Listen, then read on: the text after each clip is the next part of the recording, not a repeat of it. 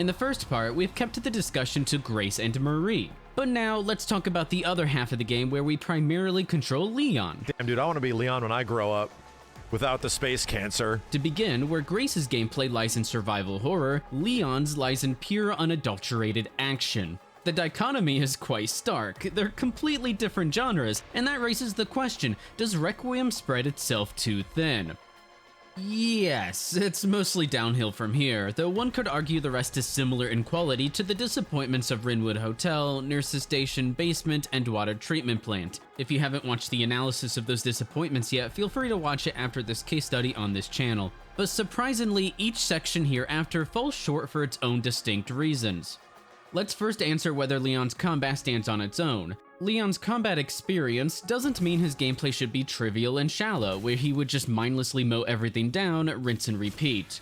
Thankfully, Leon's action gameplay hinges on the same core premise as Grace. Remain at a safe distance and position yourself tactically because zombies can quickly close the gap and there's no dodge mechanic, though there is a parry mechanic, but we'll talk about that later. Leon's combat is more advanced than Grace's to better support action gameplay, and also thematically, Leon is more experienced, to say the least. With Leon, you're encouraged to prioritize targets because some zombies drop one-time use throwable objects that save ammo resources and reduce the threat numbers quicker. The throwables also encourage the player to keep moving, benefiting the fast-paced flow of combat. It's overall dumb action fun, but still has enough depth in its positioning and threat prioritization to establish a just high enough skill requirement to initially be interesting and worth exploring. I said initially because the first impression in the first half of the game is quite different from the second half. We'll come back to the combat once we arrive at Raccoon City. Despite the good early impression, unfortunately we don't get to explore Leon's gameplay for very long in the first half of the game. Often, Leon is a nice break from Grace's survival horror. However, the first several times we control Leon feel far too short, especially when Grace's Rinwood and Nurse's Station sections are, frankly, awful. The first time we control Leon takes place on the street, chasing after Victor Gideon and Grace. This is a short and sweet combat tutorial. It makes sense that Grace's and Leon's first sections would both be short to introduce the story and gameplay. It's also worth noting, because where else, that introducing the Requiem here is fantastic because the player can understand how powerful the weapon is before Leon hands it off to Grace.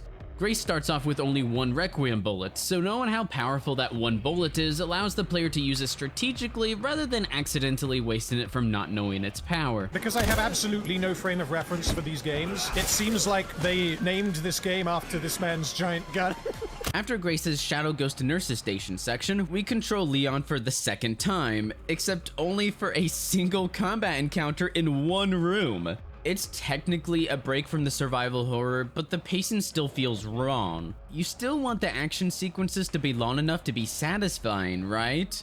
Again, Leon's combat thankfully supports a possibility space worth exploring, but the player isn't given the opportunity yet. Which is especially a bummer since we're also introduced to yet another new awesome mechanic, the chainsaw. The chainsaw is a fascinating weapon. First of all, it's an instant kill. Parry. Space when the enemy attacks. Let's test it. Even though Leon's parts are essentially action only, the occasional real danger to avoid fits in perfectly with the high stakes suspense and horror theme we still want the player to experience. Secondly, after killing an enemy with a chainsaw, the chainsaw remains active on the ground for a period of time. This encourages players to consider where enemies may drop the chainsaw, since the chainsaw could block a route. An active chainsaw on the ground also prevents players from immediately benefiting from one of the most powerful weapons in the game. Instead, the player must keep zombies away, because guess what? Zombies can hilariously pick up the chainsaw. I absolutely love how players have to work for the powerful weapon. Thirdly, I adore how much personality the chainsaw-wielding zombies have. Watch one example of how many interactions the zombies and player have before they can pick it up. What, you picked it up?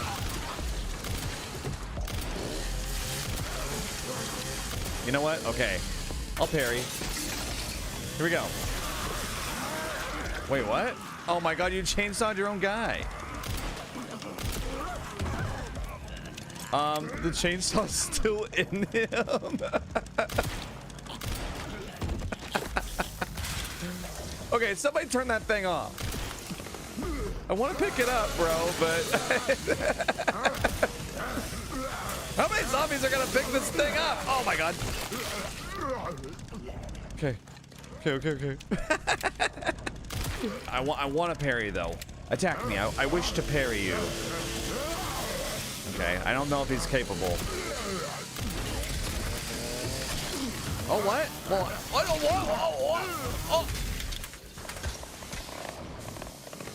Can I pick this up? Okay.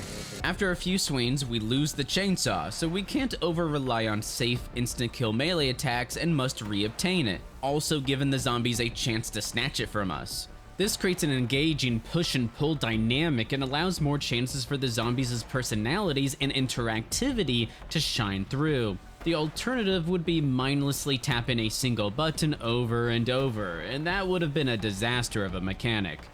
There's also a special struggle that occurs when we last-second melee against a lunging zombie, causing us to lose the chainsaws sooner than usual. It's crazy the amount of mileage this chainsaw is getting. I'm sorry, but will you just throw that at me? Overall, the chainsaw is a perfect example of taking an idea and running with it to create enough depth to not only justify the mechanic, but also thrive. This is genuinely incredibly well designed. After the one room, Victor chokes Leon out this time, and now we're back to Grace and most of Rhodes Hill up until the basement. When Leon wakes up, he fights a second Chunk. This is a great mini-boss because the player can bait Chunk into opening up optional ammo, and Chunk slightly opens the map by smashing through things. He can also get stuck in doorways, then surprise the player by breaking through. Dynamic map changes and extra items from Smart Play are both effective design choices. Dynamic interactable spaces feel more real, immersive, engaging, and rewarding for the player. The alternative would be shooting Chunk a bunch and that's the end. Nobody wants that. Furthermore, the player must stay on their toes. I love how Chunk can go crazy and become a real threat if you're not careful. Afterwards, Leon traverses through the same Rhodes Hill as Grace. However, it's only really for story purposes, and even the story's continuity falls apart once you realize you find a safe code with Leon only for Grace to hilariously know the same code later on from their apparent telepathy. We don't do anything extra here but open a few cabinets purposely placed to give Leon something to do, essentially an illusion that Leon gets to explore or interact with Rhodes Hill in some way, when in reality, he doesn't. After a few cabinets, we fight against a few zombies and blisterheads in the director's office, and that's it. The story moves forward with Grace in the basement. No, I didn't get enough Leon, bro. Bro. No. No. Back to Grace already? Bro, what? That was so little Leon. That was so little Leon. Oh my god, man. Oh, that was a tease. Even though Leon faces off against a mini-boss this time around, once we enter Rhodes Hill proper, Leon's section still comprises one major encounter and nothing else. The pure action is welcome to break up the tension and stress from survival horror, but it's so short that I'd rather just continue Grace's story, since we left on a cliffhanger chasing after Emily and Marie. If Leon is gonna come in and interrupt Grace's story, at least make it worthwhile.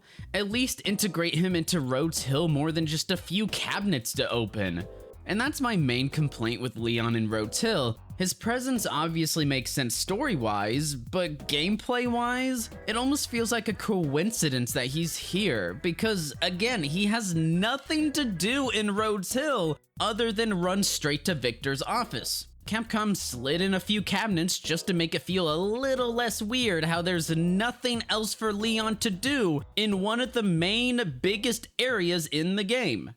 However, I'm not suggesting Leon has an entire campaign in Rhodes Hill. Yes, the pacing of Leon's interjected sections feels a little too short, but it's also very welcome for the game to focus on the survival horror and Grace as a new character rather than rehashing the same old Leon. Leon in small doses, interweaving with Grace's story, is certainly more welcome compared to him constituting half of the game. Resident Evil Requiem is Grace's story. She should obviously never be sidelined in favor of a character who has been the protagonist in 3 other Resident Evil titles. If you haven't caught on to the foreshadowing by now, you're in for a treat very soon. In Victor's office, we open a hidden door in the wall that slowly opens, and it quite clearly looks like a timed section. Defend yourself from a horde until the door fully opens. But instead, the door awkwardly stops partway until you defeat the horde. This is an obvious disconnect between the story and gameplay. And for context, story doesn't just mean the narrative. The story gives the gameplay context in order for the game's actions to make sense, be engaging, and to be easy to understand and grasp.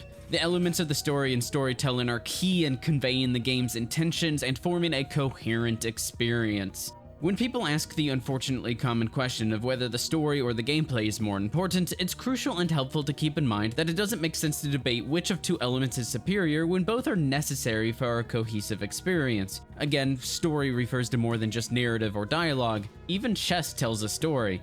So yes, the door arbitrarily stopping until we defeat all of the zombies breaks the player's presence in the scenario because it doesn't make sense. That's kind of weird. It made it look like it was slowly opening and I had to survive, but in actuality I just had to kill them all. Kind of weird how that worked. The door was just stuck there until everyone died for some reason. It's not like this would have been difficult to fix either. As one example, the game could have simply spawned an enemy with a key. Spawn the enemy as one of the last in the horde. The majority of the horde has already been vanquished when the player defeats the enemy, at which point it drops the key. Problem solved. Or maybe the player has to solve a puzzle in the room, which involves too much to solve while being bombarded by zombies. There are options to explore here. At this point, we zoom back to Grace in the basement. After the basement, she runs through an underground lab, flies in a helicopter, and crashes. Even though she could have just shot the zombies or something. Leon picks up a rifle and defends Grace. He fights a mini-boss type enemy. Then we're back with Grace in the water treatment plant area. Afterwards, now we reach the other half of the game.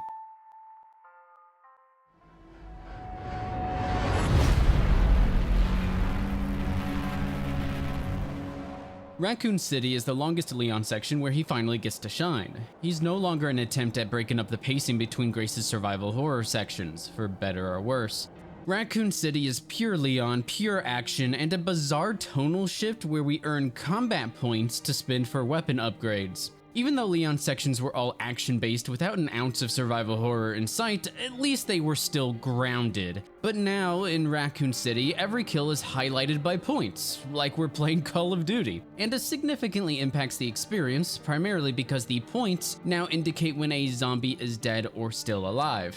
Did you gain points? Congrats, you can focus on the other zombies. Why would Capcom switch our focus from the visuals to a number going up, like some cheap arcade experience? We no longer have to pay attention to the unreliable nature of zombies falling down but maybe not dying, and that clearly takes away from the entire zombie theme and gameplay in favor of cheap caveman gameplay. I killed, number go up, me happy. Additionally, zombies drop tracking modules that we can auto-redeem for credits at a supply box. But why? One reason for items representing currency is for players to keep them until the extra credits would be beneficial. In Dark Souls, soul items such as Soul of a Lost Undead cannot be lost upon death, so they're valuable to keep until using them would give the player the last little push required for leveling up or buying an item. In Requiem, blood is not lost upon death, but transfusion bags are still only useful when the player has an excess of other crafting requirements but insufficient blood to craft the items. The maximum limit set by the blood collector and the frequency with which it is exceeded indicate that the transfusion bags should be saved rather than used immediately, given the bags a purpose.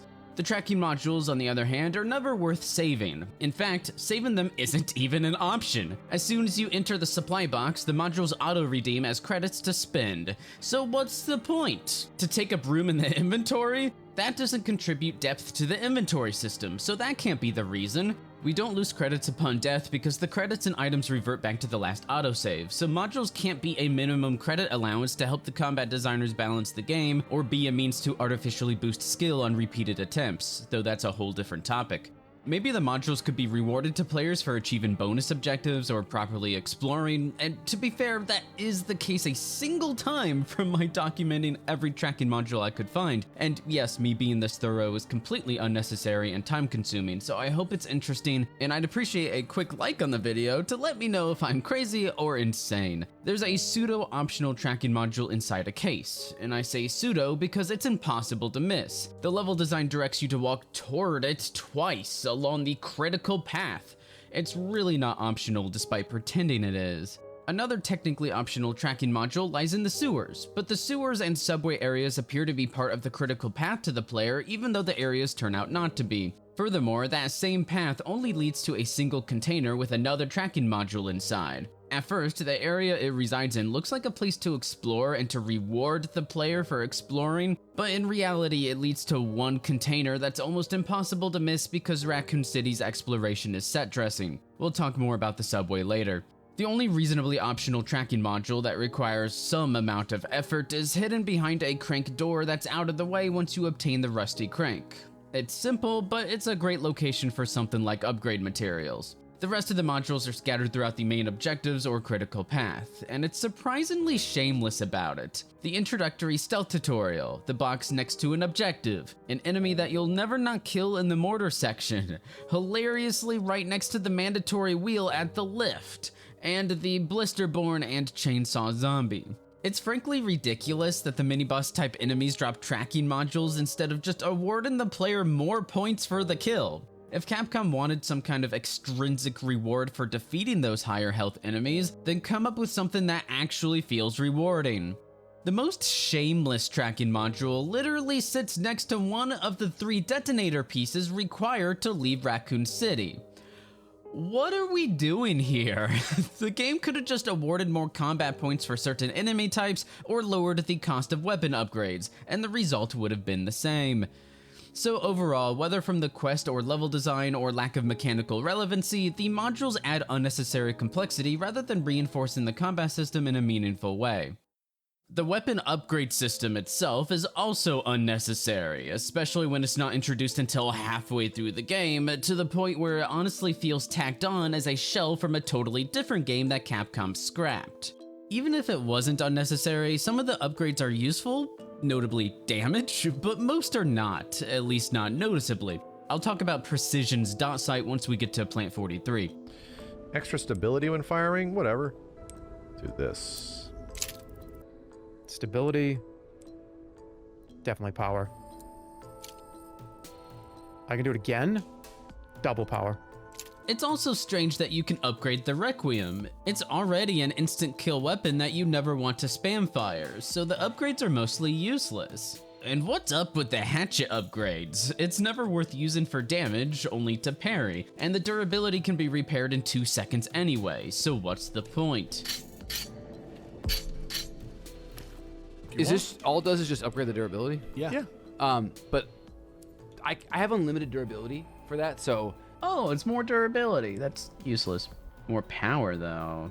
Takes so long to kill with just a hatchet. Those are useless upgrades. There's also a very limited number of upgrades and no unique effects to unlock, so it's not interesting to engage with and feels shoehorned in. The gameplay here is mindlessly pumping numbers into a weapon just because you can. That's the unfortunate result of a system that does not involve meaningful decision making. For context, evaluating decision making or the ability to plan or depth is how you know if a system or mechanic should be in a game or not. Furthermore, you'll buy out the entire store and max out every weapon upgrade by the end of Raccoon City anyway. Thus, even the small amount of potential decision making when first introduced to the store loses its value fairly quickly. It's far from robust enough to warrant inclusion in the game. You can also buy new and improved versions of your existing arsenal, but they're mostly upgrades just to have yet another form of weapon progression introduced halfway through the game. It's very bizarre.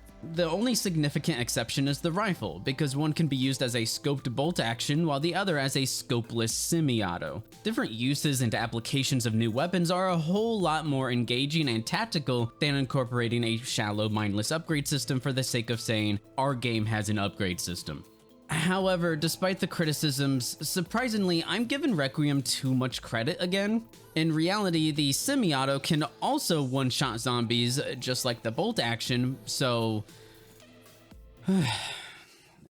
Now, if the game must have improved versions of weapons, the system could at least not be half-baked. What do I mean? Once we obtain the improved version, we can't unload the current magazine from the previous version.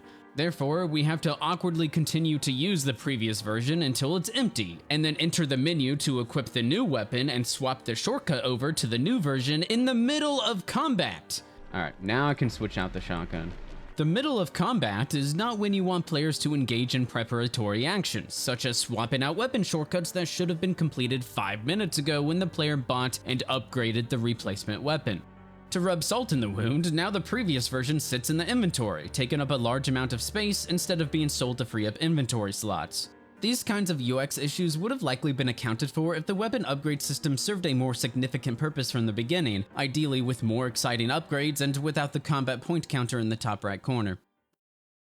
Other than the strange tonal shift and unnecessary upgrade system, it's still nice to finally sit down and try out Leon's combat for more than one room at a time, and with brand new weapons as well. Raccoon City is where Leon truly shines in terms of constantly swapping between weapons to adapt to scenarios and utilizing environmental hazards and whatever throwable zombies drop. There are scenarios where the rifle becomes useful, or it's optimal to pull out the handgun or SMG, such as against explosives or glass. Early on, first impressions are quite satisfying as the player spends more time learning the strategies behind Leon's combat, and throwing items at zombies is always a fun addition. With that said, the combat can only carry the game so far. Raccoon City is a lengthy, arduous section, primarily because the city is so monochrome and difficult to mentally map in the player's mind, to the point where the player has to rely more on the map than the level design and landmarks. That's all I can really say about that, but I do want to emphasize just how much I had to rely on the map between objectives in such a dull and frankly uninteresting environment. The environment and arenas share the same grayish yellow, leading to visual fatigue pretty quickly. One of my favorite comments regarding Raccoon City is the locations felt like various shades of warehouses with the same enemies. I also saw a tip: turn on the apocalypse filter for this section, it makes it much less drab. There you go, like and subscribe for more tips, I guess. Another massive reason Raccoon City overstays its welcome is because of its lack of enemy variety, almost non-existent story, and half-assed objective, but we'll come back to all that later. The monochrome extends to the UI as well. Oh, this is awful to look at. The primary goal of good UI design is to create an intuitive, efficient, and enjoyable experience that minimizes cognitive load and friction to allow players to achieve their goals in the UI with minimal effort. Requiem does not meet UI standards. I don't like, I've lost, from previous Resident Evil attaché cases, I've lost the immediate visual understanding of what I'm looking at. The herbs are fine because they're green, but like the shotgun boxes and the ammo not being green or red or blue or some shit, everything's just gray. It's hard to see. It's hard to look at. Everything's all monochrome now. It's hard to see what the hell like, what do I need? I'm like trying to figure that out. This, I will say, the Resident Evil 4 inventory system for Leon is technically alive and well here.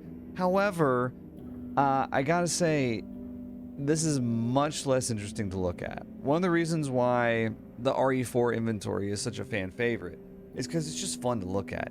It's really colorful, you know, between the different grenades that you get, at least in the original, the incendiary and flash, and they've all got these nice, like, red, blue, and green colors, and then you got the yellow and the red and the green herbs, and the guns even are colorful to their, like, wood-colored credit.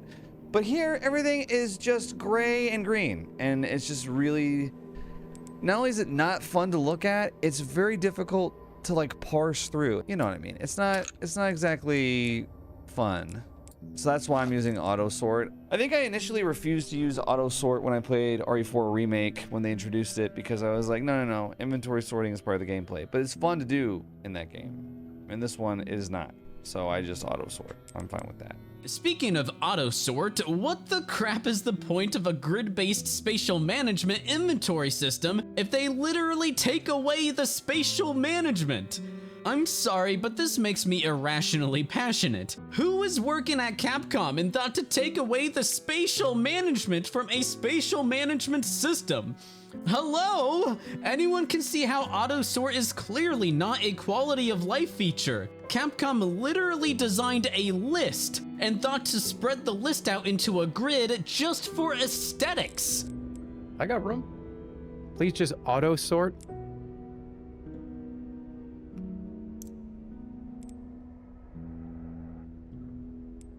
That doesn't look good. I had a good thing going, and you told me to auto sort the inventory to make it look like dog shit. Furthermore, the compare button should not be off to the side away from the other button options. More often than not, players will take longer than necessary to discover the feature from the rogue button, and many won't discover it at all unless by accident. Where the hell did you guys get the square button to compare? Huh? Where did you get that information? Why am I'm not seeing it. Ah, it's right there. Okay, it's under the gun. This UI sucks. Is this gonna become like sick if I get it and upgrade it? You can compare it. You literally can compare Yeah. to the one you have. How do I do that? There was a button that you did it at one point. Is it over here? Probably. I don't know. No. We figured it out last time. Check. Press Y. No, that just opens my thing. There was a way to like... Nope. What if you just press... Yeah. Can I compare? Oh, is that comparing for me, those lines? No, it's not. Can I compare this with what I currently have? A side-by-side comparison would be nice. Compare this. I want to compare that. How do I compare it? Yeah, this is the gal. What is this? All right, I want to compare this. I'm gonna be honest. I think all of this gray shit, I think all this shit sucks. I don't think it looks cool, and I think it sort of sucks. Like, I can't see anything. Everything's just gray. I feel like I'm fucking colorblind. Furthermore, comparing a weapon should automatically compare it to its comparable weapon. Obviously, if I press compare on my SMG, I don't want to compare it to my handgun. Oh, but sure, let's add in a mechanic break-in autosort instead of implementing a functional comparison feature. Back to Raccoon City, there are effective elements of level design, such as unlocking new shortcuts back to the main camp, even though I forgot that the elevator returned to a generator during my playthrough because, again, most of the area really blends together in your head. Okay, so let's go back in here. Is a generator in here?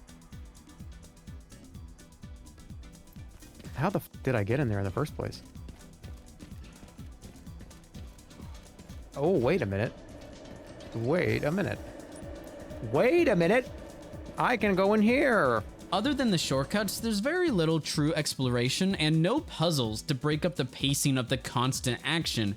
Funnily enough, Leon broke up the pacing of the survival horror, and now I'm wondering where the survival horror is to break up the same combat loop over and over.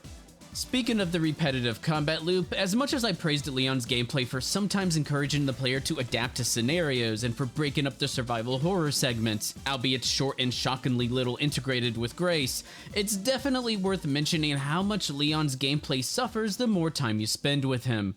The shotgun and rifle are simply the better weapons and the only ones worth using in the vast majority of cases, and that's primarily because of 1. Their damage, 2. Their reliability, and 3. SMGs and handguns both have incredibly ineffectual wince stats. Wince in Resident Evil means stagger or stun potential, which leads to a couple benefits.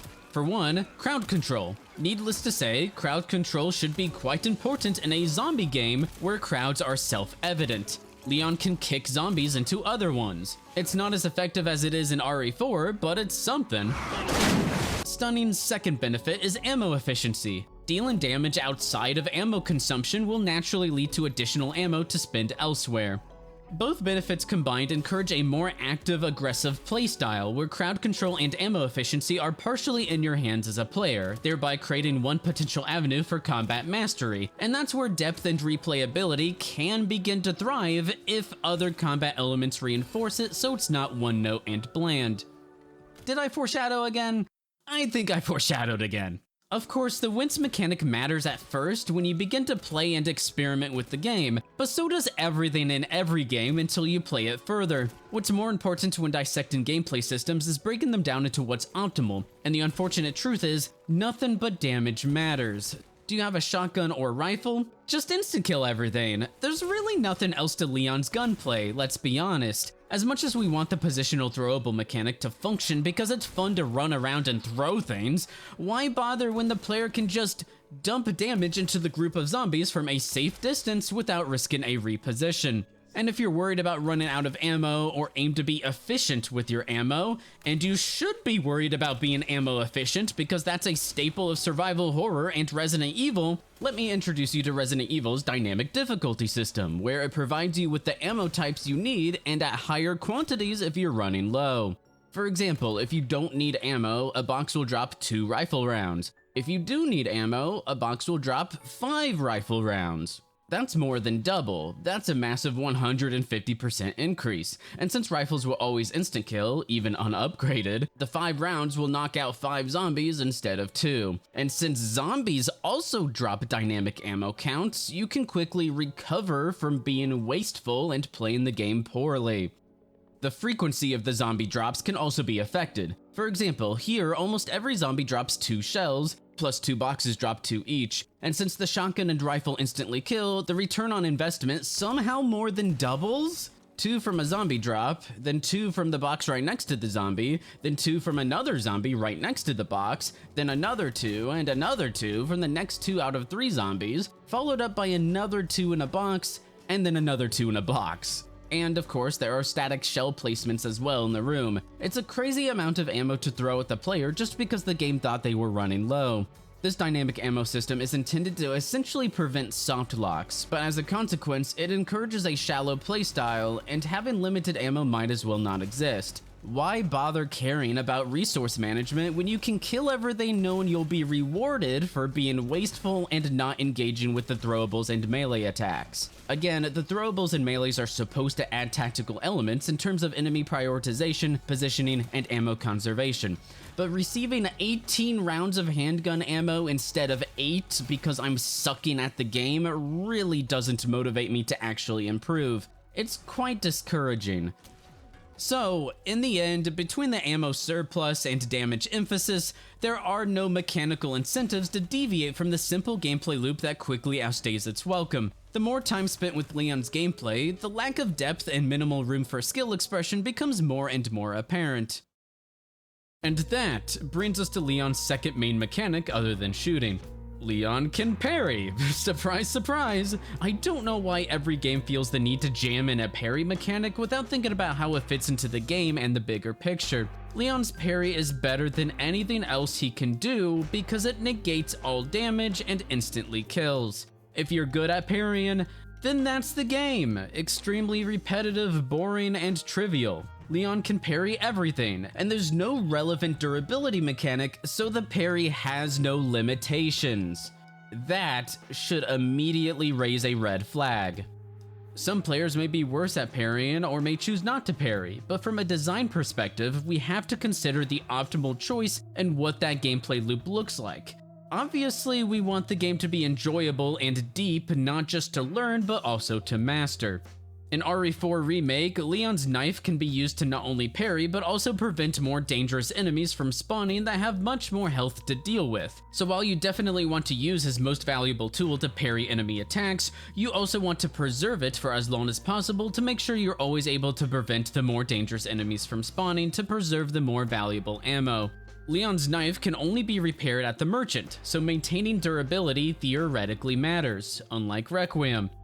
Crucially, unarmed enemies cannot be parried, allowing them to actually control space. Because the knife serves meaningful purposes other than parrying, and the enemies have non-parryable ways of controlling space, the parry becomes not only a limited use last resort, but also a tactical consideration of when to parry and against which attacks, ideally prioritizing smart positioning and taking out the more dangerous close-range enemies first, rather than parrying being a one-size-fits-all playstyle. Whereas in Requiem, Leon can parry everything without restriction, including rockets. Whoa, where'd you get that? Where'd you get that? I don't think that. I'm the best. I'm the greatest that ever lived. Leon can parry everything, and the durability can be completely fixed by sharpening the axe for 2 seconds. Not only can you sharpen the axe while running, which is a crazy enough design choice, but you can sharpen your axe right in front of a zombie who patiently waits for your execute command.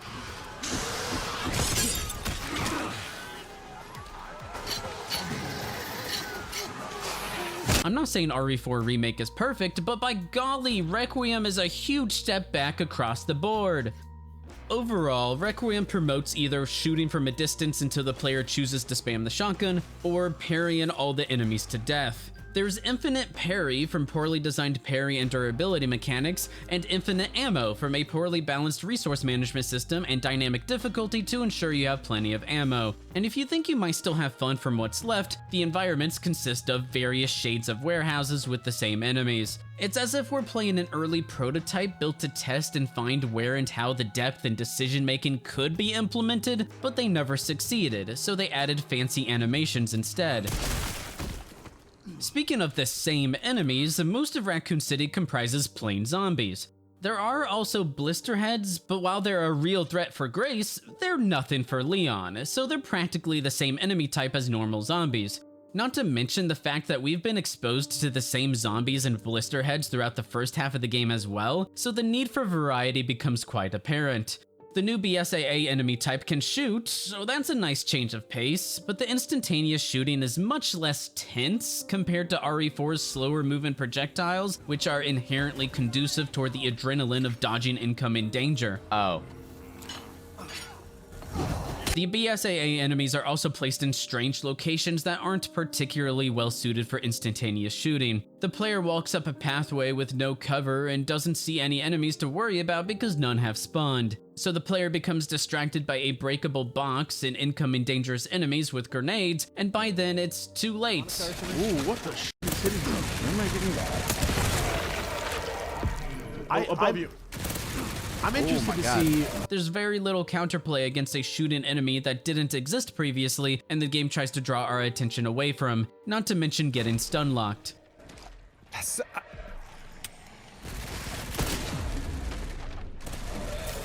What is fucking happening? Who's shooting so much? Get. Who is doing that? Thing or a combine soldier, in a way. Oh boy. Oh, ow, what the f? You have a gun? You stop with the gun! Ow! Ow! Holy shit, he's just shooting me! And these BSAA zombies can apparently shoot across the map through walls, so that's, not great. And they can instantaneously kill you without any warning or even aiming in your direction. Oh, did you see that? That wasn't fair. The idea of a zombie's inability to control its weapon is funny, but the execution leaves a lot to be desired. There's one special enemy called Blisterborn that creates blister heads if its blisters burst near other zombies. It's a great idea that can turn a player's careless play into a dangerous arena, but it only occurs once, and again, blister heads are not a big deal for Leon anyway. Additionally, much to the player's frustration, you can't even quickly kill zombies before they actually transform, and thus you can dump 2 shotgun shells into the zombie that normally takes a single shell to kill, and it doesn't matter because the zombie's code immediately switches over to blisterhead stats despite still being a normal zombie and appearing to give the player the opportunity to kill it before transformation from smart threat prioritization and positioning. I'm surprised that this detail was missed when there are so few enemy types in the game for Capcom to worry about. Back to the lack of enemy types, I'm not sure why we don't fight at least the mutant dogs in Raccoon City as seen in the Victor motorcycle chase. Those would have really spiced up a section or two. There's also an enemy that looks just as brittle as any zombie, but he's a literal superhuman who can tank a grenade, 3 Requiem shots, and 4 shotgun blasts. For context, that's at least 13 times the normal zombie health. Jeez Louise, talk about a disconnect between the visuals and the gameplay. It's not even close.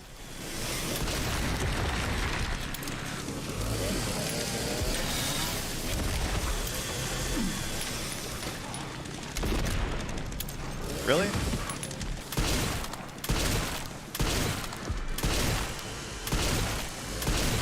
Why is he still standing? Why is he still standing? Why is he still standing? Holy shit. Why is he still standing? I'm gonna get you with one. Oh my god. Okay, hold on. Wait for it. No!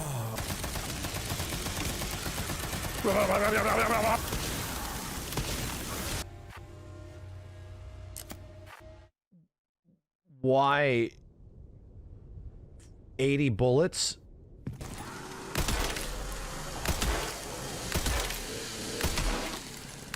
Holy shit, he's got a fucking chainsaw! Why wasn't that guy taking fucking damage?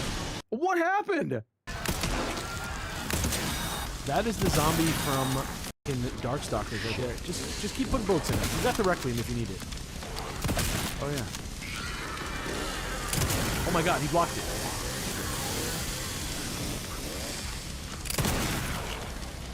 Yo, this guy, He's metal, dude. This guy's got a flaming chainsaw. that's better than Davis's favorite kind of sword. Can this guy be killed? I think the game wants you to chainsaw duel him, but if you do, it's easy to be instant killed, so there's little point in taking the risk. I was pressing space. Okay, you know what? I thought from this loading screen tip here, I was like, oh, you must have to parry the chainsaw with the chainsaw, right? But if you're not instant killed, it's... I mean, come on, it's incredibly boring.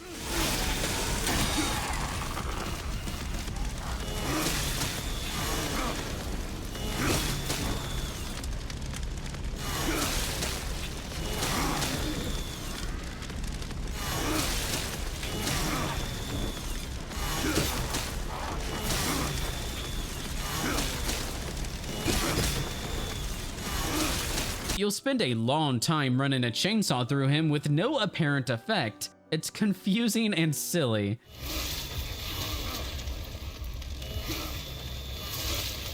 Is this killing you? Is this killing the guy? Just keep wailing on him, Leon.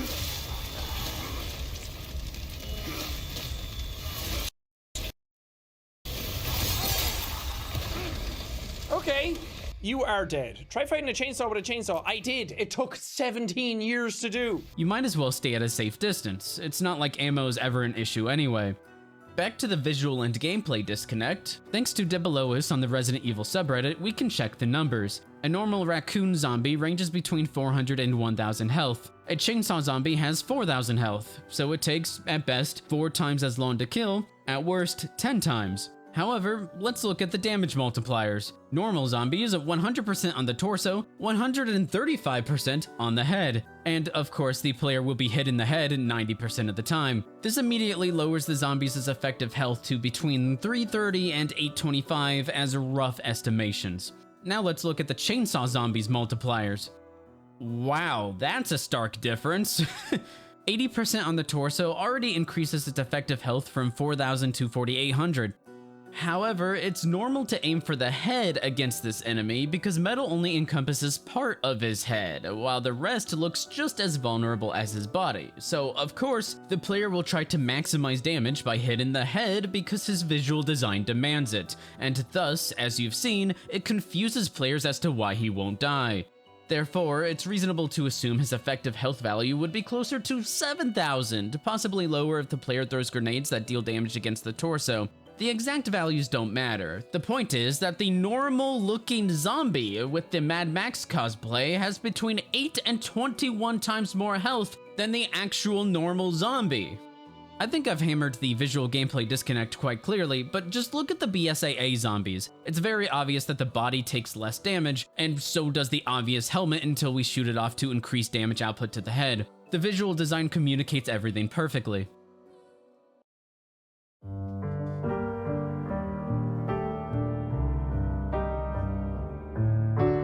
After collecting the fuel, the subway opens up to a whole underground sequence, but it doesn't lead to the next area. I kept walking through it wondering if I missed anything or if it leads to one of the detonator pieces, but no, it simply backtracks to the completely empty Raccoon City entrance for one secret item?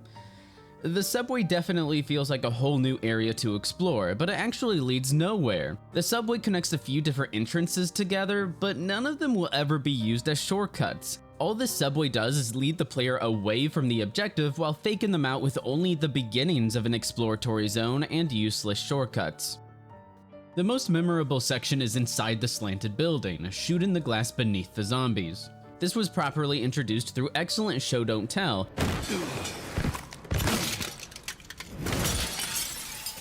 And then the game slaps you with a tutorial prompt anyway. Yes, the player can figure out the breakable glass can be broken. Look at this arena. Are you telling me an arena made entirely out of fucking glass is too obtuse for the player?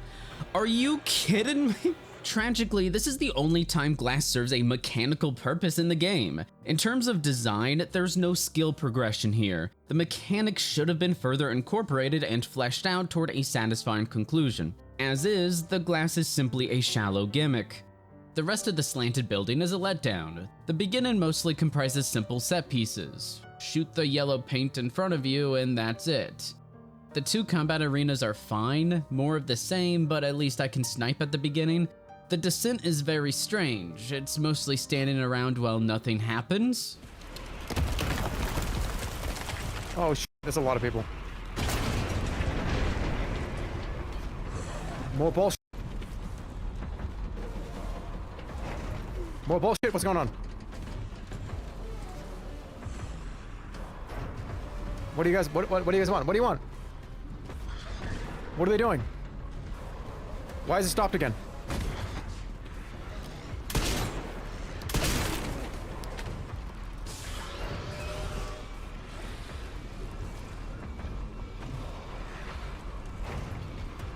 I can't jump. I can't jump. When something finally happens, it's just a simple shotgun fest. It would have been more interesting if we had to accomplish something while defending ourselves at the very least. Or maybe we have to shoot the zombies in the windows before they drop down and crash our platform from the weight. Anything would have been an improvement. Other than the glass, the one other section that stood out to me was the mortars on the rooftops. I love the idea of an external force pressuring the player until they can scout out the force and deal with it, and this occurs multiple times, so it's relatively more utilized than the glass, but not by much. Additionally, it's weird how the mortars don't destroy the decrepit buildings that are already on their last leg. That's quite the missed opportunity gameplay-wise as well. It could have created satisfying moments of panic from actively losing cover against the threat.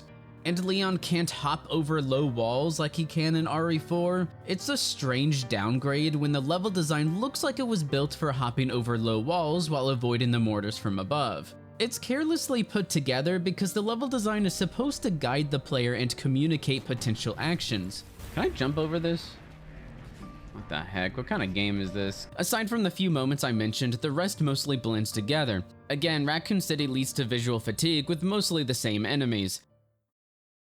Earlier, I mentioned another major contributor to Raccoon City feeling bland and overstaying its welcome.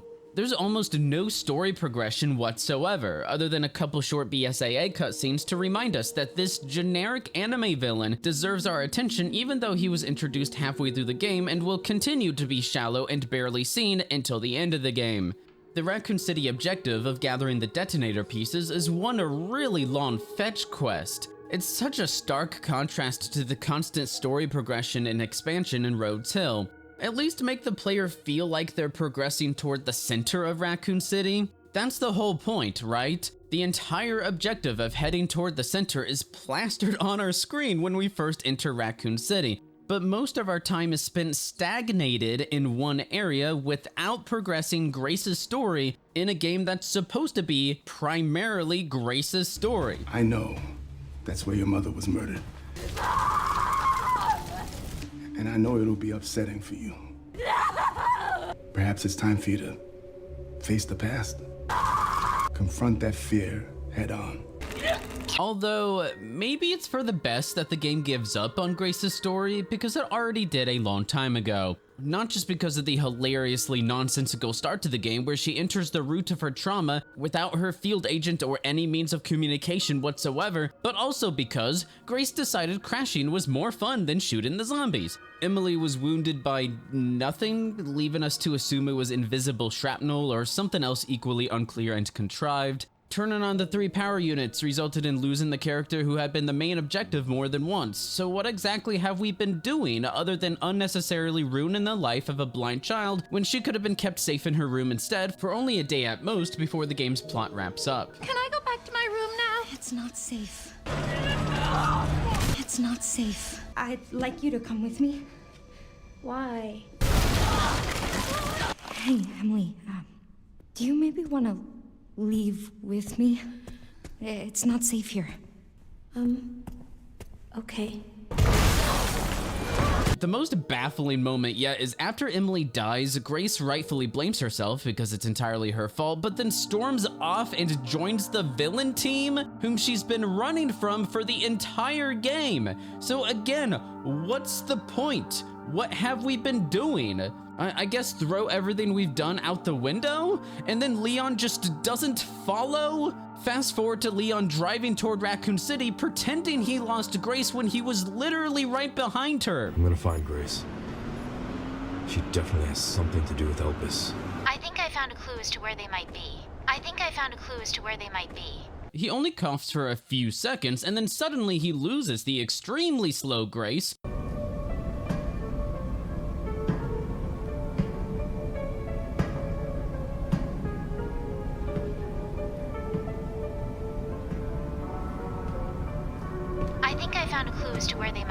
Or maybe he allowed her to be kidnapped, which is insane because he should assume that she doesn't want to be kidnapped by the villains responsible for the death of her mother, for Emily's suffering and fate, and for her initial kidnapping.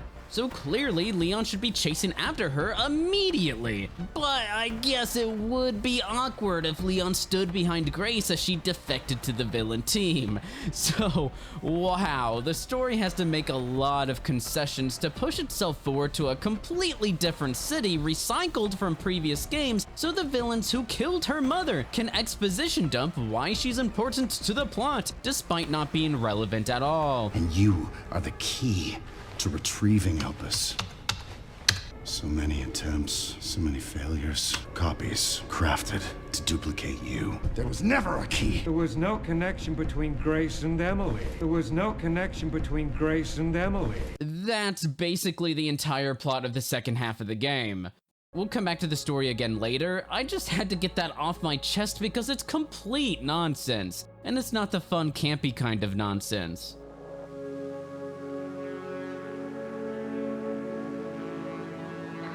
Unfortunately, Raccoon City is also where Originality dies and continues that way for the rest of the game. Why are we revisiting Raccoon City? I mean, it's kind of poetic in a way. I just find it odd. It's like you play through so many of the games. Right? And then nobody ever mentions that Raccoon City is still technically standing. And then next thing you know, here we are. And that's because instead of the mainline non-remake Requiem taking place in a new location, they retconned it. Raccoon City was completely and utterly leveled by an experimental thermobaric warhead.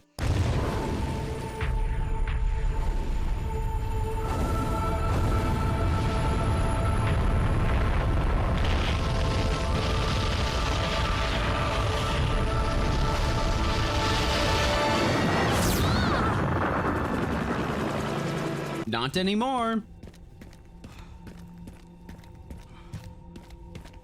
In the original 1999 release of Resident Evil 3, the thermobaric missile dropped on Raccoon City is far more destructive, engulfing the entire city in flame as iconic landmarks like the RPD police station are obliterated. Yet, in Requiem, we see that same station still standing, and much of the city's skyline intact, if a little run down from years of abandonment. Understandably, RE3 director Kazuhiro is a bit confused. When it was decided that RE3 would be an official numbered sequel, the studio wanted to close the book on Raccoon City and offer up a definitive ending. Aoyama explained that the intent was for it to be completely destroyed, leaving nothing behind, something that the ending of RE3 states outright in its closing crawl: Raccoon City has been literally wiped off the map. It doesn't get much clearer than that. And yes, I understand RE9 has taken advantage of RE3 Remake's more ambiguous ending, but that's missing the point. Also, what you just saw was the entirety of the remake's terrible 5-second long version of the original's incredibly satisfying and impactful ending for the famous Raccoon City incident that the player spent several games in, and it lingered long enough to reflect on the tragedy of the innocent left behind. And then you have the remake's version, which represents the incredibly low quality of the remake as a whole.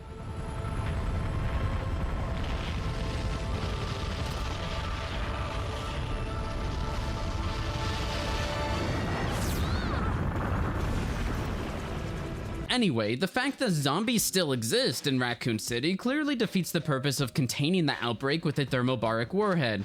Yes, it's a government cover-up, but it still feels weird to retcon something as major as this, and the outbreak would have spread by now too, so it's not like the retcon even makes sense in the first place. Okay, wait. So Raccoon City's just been sitting here this whole time. That's a little weird to me. It's a little weird that, like, they're kind of retconning a lot of the context for previous games like that. Raccoon City's been wiped off the map. There's nothing left. They leveled it. It's a parking lot now. But then in this game, they're like, oh no, actually, there's not only ruins, there's zombies there. Not only that, there's been an organization operating there in secret for decades. It feels a little cheap to me. Couldn't we have explored a new place or something in a mainline Resident Evil title? Literally anything except insult the intelligence of the player base by diminishing such an iconic location and set of games. Speaking of unoriginality, the goal is yet again to grab 3 pieces of something. I was already getting sick and tired of the same formula, beginning to feel uninspired by the water treatment plant, but it's especially tiresome here when it's presented as a more blatant fetch quest. After we finish the detonator, we walk through the same exact path to and after the RPD as in RE2, despite the thermobaric warhead rearranging the city. The RPD callback itself is neat, I guess. Leon comments on many callbacks, so that's great for an emotional return to RPD before continuing. Hey, Lieutenant Brenna. Kennedy. Reporting for duty. Rest easy, officer. Good lives needlessly lost. Except it stays in callback La La Land for the rest of the game. I'm just gonna rip the bandage off. There's a Wesker knockoff called Xeno.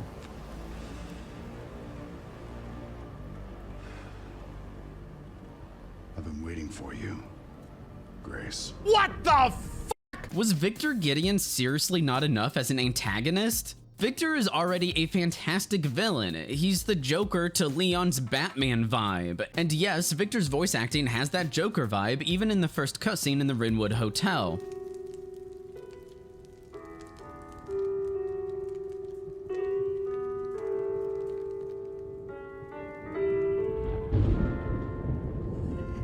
Hello?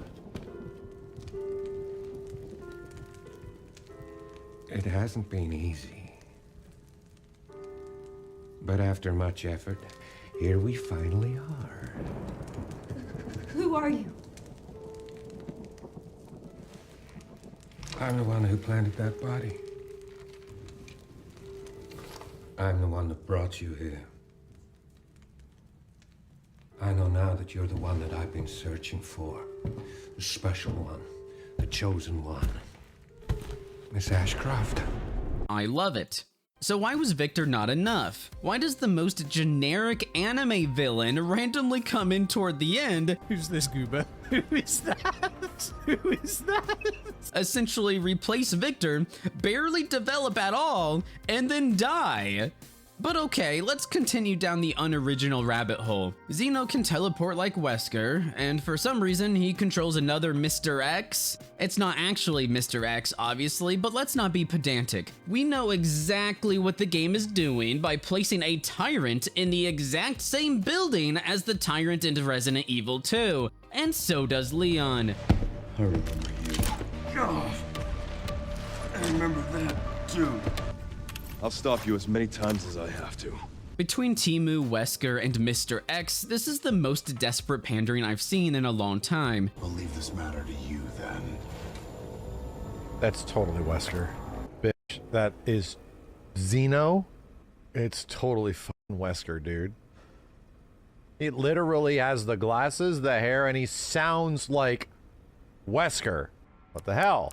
And this whole segment isn't even well designed to make up for the pandering. It's mostly just a straight line, run away from the immovable wall just like any other generic chase in any other stock standard horror game. And that's it! We're not navigating some well-designed level carefully constructed to support an invulnerable roaming threat, such as keeping us moving through more open-ended areas as we complete some objective to escape, or causing panic as we try to deal with other zombies as quickly as possible. No, Mr. X was so clearly just a quick fan-pandering moment slapped in for some boring linear chases rather than a proper roaming threat.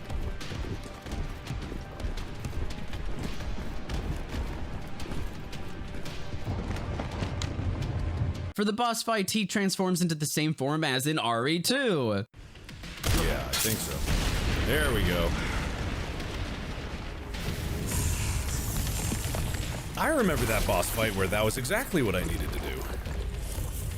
Oh yeah, look, it's you. Okay. So let me get this straight. We've just been introduced to this RE2 guy in a RE2 level that doesn't complement his mechanic, and suddenly we're fighting the same form as in RE2. Why? Couldn't Capcom at least be bothered to change the boss form? Inject at least a tiny bit of identity into Requiem? Maybe an ounce of creativity? And that's not even the end of it. Plant 43 is from RE2. Liquors return from RE2. That's the only quote-unquote new enemy introduced in the underground lab. Capcom also brings back Hunk from RE2. Bro, didn't you retire? What, are you bored? Yeah, they added a random Hunk fight as fan bait instead of doing anything with Xeno. Xeno has no fight. He barely even has a presence in the game, emphasizing just how much he truly is Wesker clone fan bait because Originality is dead. Even in the bad ending, there's the most obvious Leon versus Xeno last stand potential where Leon knows he's dying, so he'll take down Xeno with him. But I guess instead of a fight against the antagonist in the second half of the game, slap in a completely random Hunk fight disconnected from everything else in the game. Sure. Gosh, dude. And then the final boss is Victor Gideon transforming into the same stationary nemesis with the bubble popping from RE3 Remake from just a few years ago. Why? Why not make an original boss for such a cool villain? Why not make Resident Evil Requiem stand out on its own? We already have the remakes. Nobody asked for this. You can clearly see how far we've drifted away from callbacks and nostalgia at this point. Even if you appreciate it, you should expect more than just pandering. It is borderline lazy, and it's definitely creatively bankrupt. But hey, maybe I could give them the benefit of the doubt if anything came close to the quality of Rhodes Hill Chronic Care Center. Okay, now let's talk about the worst section in the game. In RPD, when we run into Xeno and Grace talking about Grace's clones, the next sequence begins as a flashback in the orphanage. Oh boy, this section summarizes why stealth horror can easily devolve into a boring, shallow waiting room simulator. We walk down the hallway and discover our other clones became freaks in a cutscene. The man dying doesn't even try to escape. Bro. She just fell down. No, get back! Get back!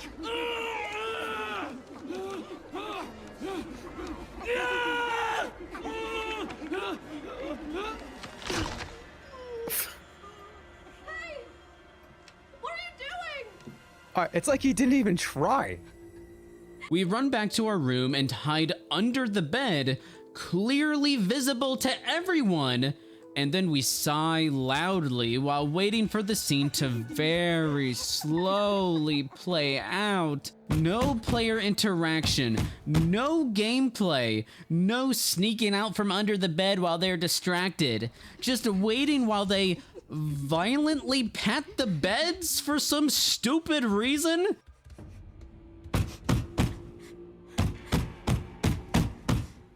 Does Capcom genuinely think this is scary? Because if so, the franchise is so screwed. Once that's done, we walk out of the room and down the stairs. For some reason, we decide to hide in plain sight. And then it takes forever before they fall down in front of us, which I think is supposed to be scary or something.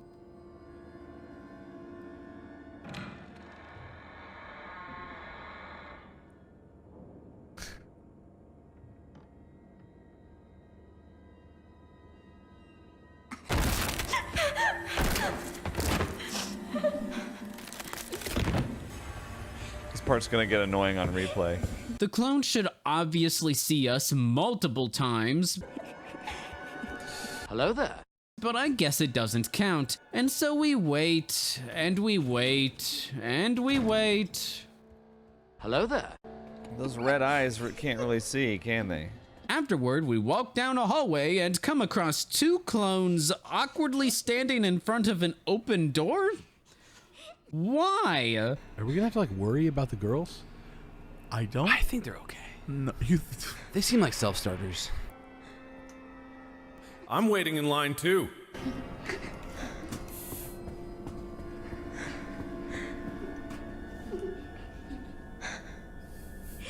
What was I supposed to do about that? Why are they standing still for an infinite amount of time in front of an open door? I'll tell you why. Because the game wants you to run away down the same hallway again, wait around some more, then run back down the same hallway to discover they've arbitrarily left. Okay, where did they go? That doesn't make any sense. To be clear, they will never leave until you very slowly walk all the way back to the table. Oh, come on, do something. Can I do a stealth takedown? What do I do? Oh, Jesus. What the fuck?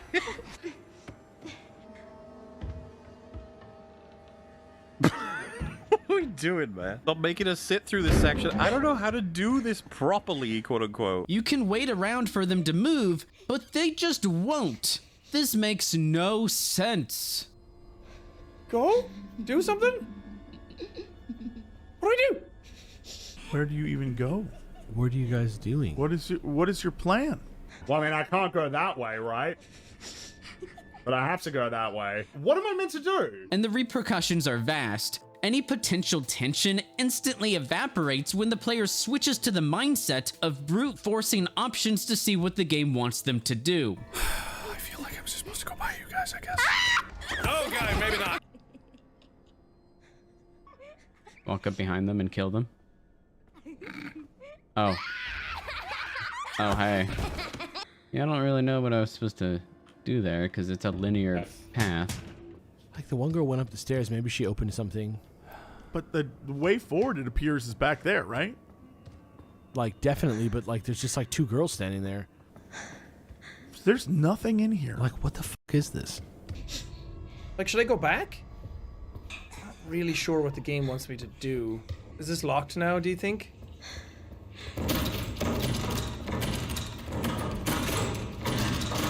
You guys locked yourselves in, dumbasses. Well, shit, what do I do then? Hey, guys. Oh, I figured maybe I just need to run past. I thought maybe I could slip past them and they'd be like, hey. Oh, man, I'm so bored. I don't think I care to engage with this, really. Like, what am I supposed to be doing? What am I meant to do? I don't respect this at all. If you do get too close, one will turn around and not spot you for several seconds. Their behavior logic is already non-existent, and what's left doesn't even work. Hi. I'm right here.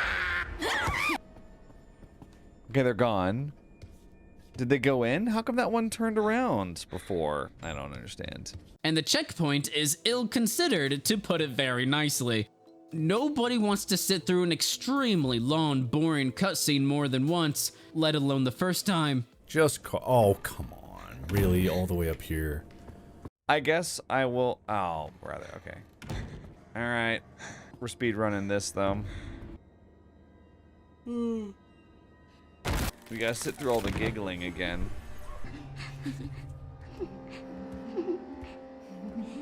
You may assume maybe you're supposed to climb through the window. Oh, the window. Oh, there's a window right there. There was a window you could have tried going towards or something. Oh, I didn't think about that. Wait, maybe the door will work this time. But you can't. And if you try, they will always turn around and kill you because this section obviously wasn't playtested. Walk into the window out of confusion is logical player behavior. And clearly they shouldn't only turn around once you quietly check the window. Again, obviously not playtested. Nope, okay, definitely. Oh my god, not again! Ah! Go? Do something? What do I do?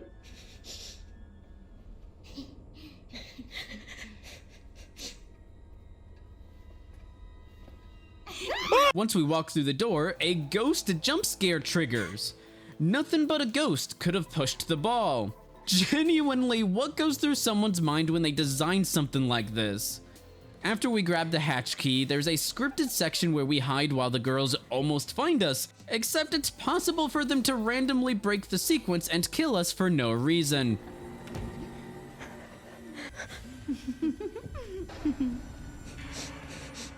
Well, that sucks. I'm feeling a little annoyed with the game. So do I go this way? Because they went straight back there and they found me. Okay, well, but then, okay. What's the counterplay here?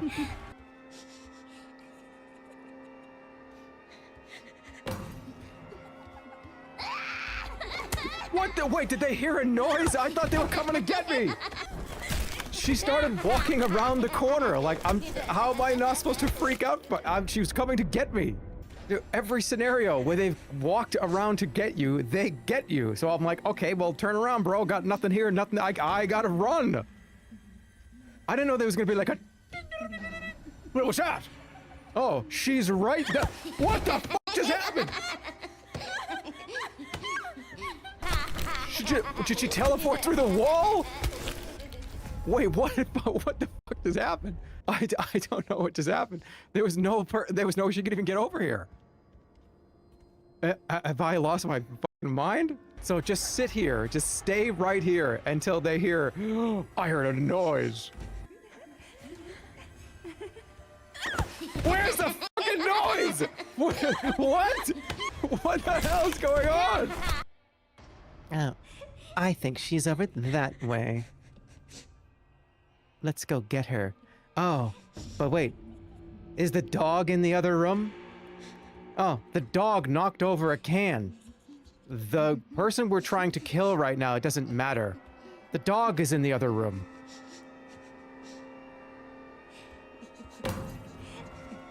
That's fucking bullshit. I'm sorry. She literally made eye contact with me. There's actually a Nexus mod to skip this section already. It must be so embarrassing. You know, you put all the time and effort into making this long sequence of game and you think, oh, it's gonna be so scary. And then you look and it's like one of the most downloaded mods is, hey, you could just not. I mean, what they could have done is given Grace like at least an option to throw an object and make a noise that distracts them. Then at least you've got more agency and you don't find yourself doing this. This is what Ken Levine calls a sandwich mechanic. And it's called a sandwich mechanic because it's the part of the game where everyone just sits around and goes and makes themselves a sandwich. Because that's what I could be doing now. I have no agency. I can't do anything. I just have to sit here and watch these bald fucks wandering around chuckling. Down the hatch, there's a strangely perfectly straightened fire truck that also so happens to be on and I guess sound activated? Is this supposed to be scary? Oh, come on, man. Come on. Oh, come on. No. I can understand why that was set here and ready to move. From there, it's mostly a walking simulator. We climb some coffins. I just got nothing to say about this, really, right? Like, this is just lame. I know your tricks. Oh, and the thing is that, like, a lot of games are massively rewarded for doing sequences like this, and then games that try harder, like Soma, get punished. This is what helped revive this series, is stuff like this. Grab an item, escape through a hatch, walk through a lab for a minute, and done. Thank goodness it's done. I know how you feel. I want to move on so we can stop suffering together, but the whole sequence is just so embarrassing. I mean, look at this. Chloe casually, lightly jogs in place. You would think maybe she'd be running or something. the threads suddenly don't want to kill us, so that's completely inconsistent. And Chloe now hilariously slaps away their pitiful attempts at grabbing her.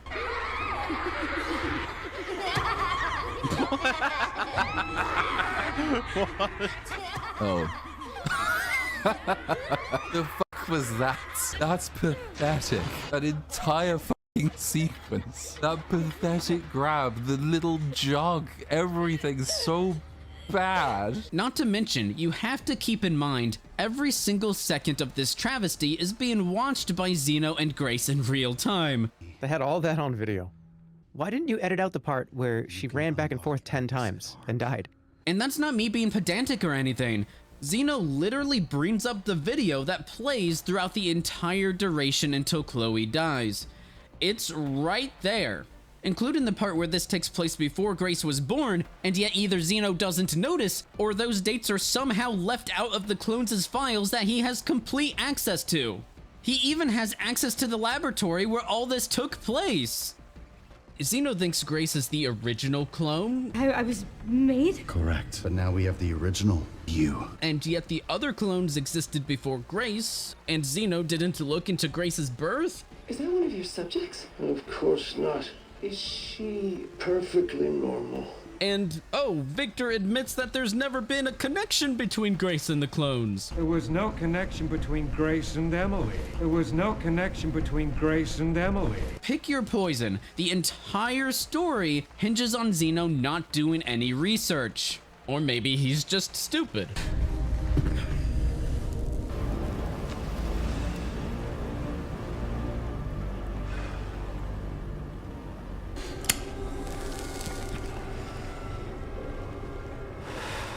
Even if the gameplay and spooks weren't so phoned in as Baby's first horror game, it's a weird detour for us to control a random experiment who dies at the end. We need to get rid of her. We're not controlling Grace as a child. We're not even controlling Emily or Marie, two clones who we're already familiar with. I know Emily and Marie are part of a later clone series, but that's not the point.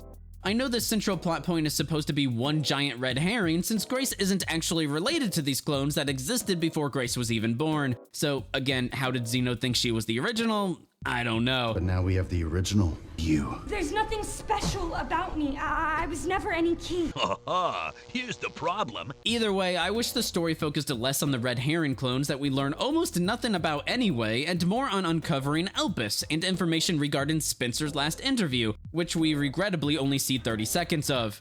The brief lore pieces in the flashback's ARK lab could have instead been found in the modern ARK lab itself and expanded upon. And for those unfamiliar with Requiem, the ARK lab is the last area in the game. I realize I'm going a little off the rails here, but legitimately, it would have been amazing and fulfilling to discover our mother's investigative journalism and then continue her legacy, learning and uncovering more about the clones, Spencer, Elpis, whatever. That should have been the driving character motivation for the plot. Isn't Grace supposed to be an intelligence analyst for the FBI anyway? So doesn't it make sense to strongly tie that into her mother's death and journalistic work? Why did Capcom throw that away in favor of her being a bumbling blockhead who didn't bring her field agent or any means of communication to the outside world into the Rinwood Hotel? I discussed this in the previous Requiem video, so let's move on. The idea is that we should feel as though we are not only carrying on, but also finishing the legacy and work of our mother. Grace's post-game bonus content report does not accomplish that. Not really. Especially when Grace forgets about her mother's journalistic secrets and disc for 8 whole years, followed by obtaining the disc and proceeding to forget about it again for the entire game until the very last second.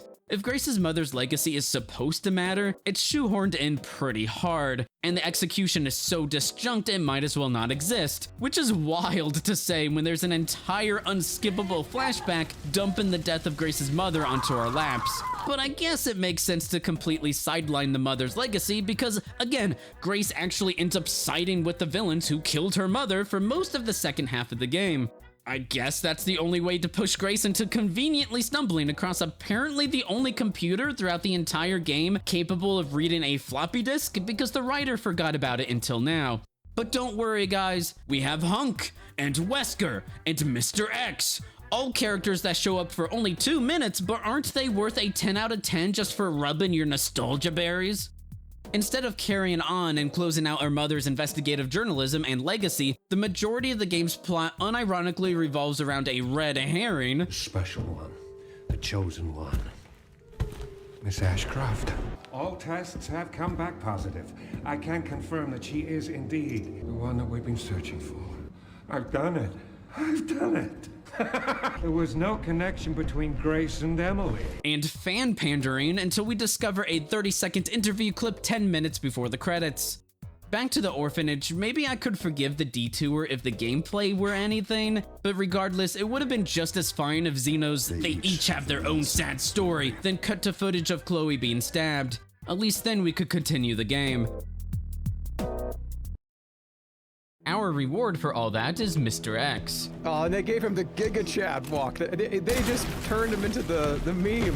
Again, this segment is missing the level design and gameplay for it to be more than a lame chase sequence, and it only lasts 2 minutes. He doesn't even stomp around like you'd expect from a 1,000-pound tyrant, and if you're in the next room over, I guess you're not allowed to hear him break through the wall that he's supposed to enter from. Either that or Capcom spawned him in the hallway when we were not looking. It's hard to tell.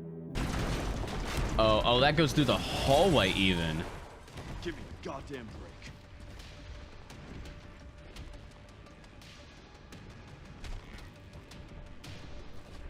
Did that open something in here? No. Okay!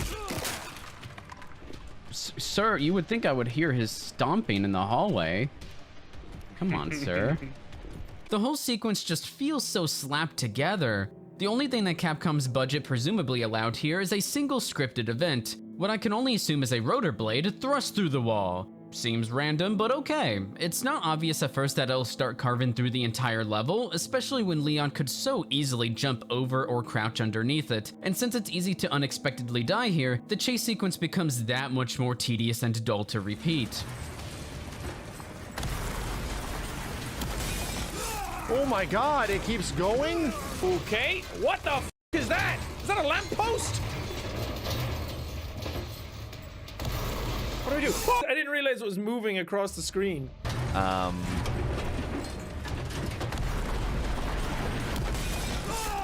What? Excuse me?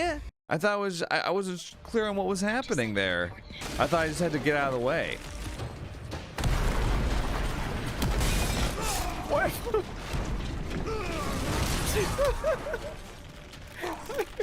I was around the corner. I was around the corner, man. That's actually really funny. Oh, dude, come on. Climb over it. Leon, you can get over that. You just jumped. I refuse to believe you can't get over that. Oh. What? Wait, what? What was that? What? I was like, Leon, I know you can get over this. Just vault it or even crawl underneath it, do something. Then it was just like, nah, impaled.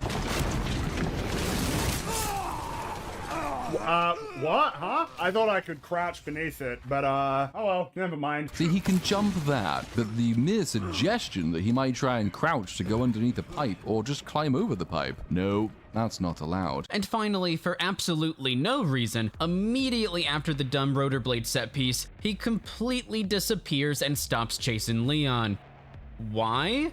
Because it's easier to slap in a gimmick for the fans and then delete him rather than create gameplay or even the most basic of excuses, like, I don't know, Leon blocks the path? Granted, that's not a great excuse when Mr. X can punch right through walls, but the point is, Capcom didn't even try. I genuinely don't think it could be more obvious how much Capcom is betting on fans falling for the callbacks so no one notices how everything surrounding the callbacks is utter crap. I'll talk more about the design behind chase sequences in future videos where the topic is more prevalent. After leaving RPD, the Mr. X boss fight is overly simple and bland.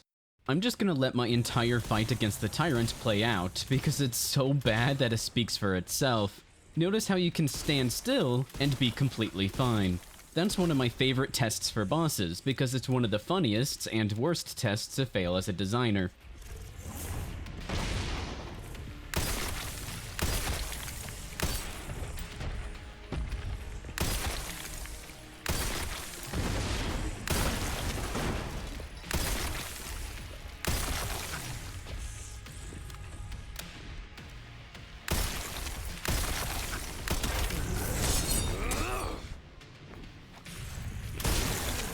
just gonna casually reload here and then sharpen my axe.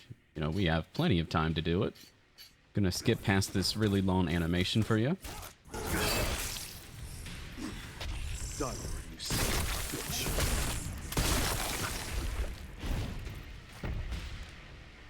So, watch where this car goes.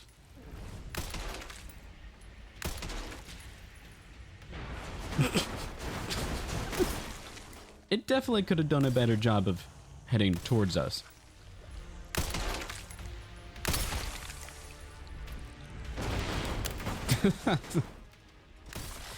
That's a good one.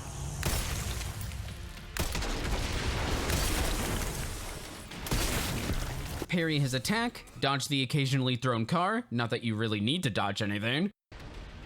Oh, look at him.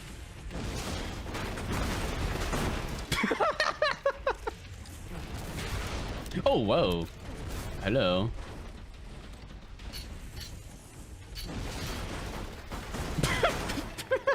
Let's see if this... So far, the cars have not, like, hit me. I'm kind of curious if it's possible.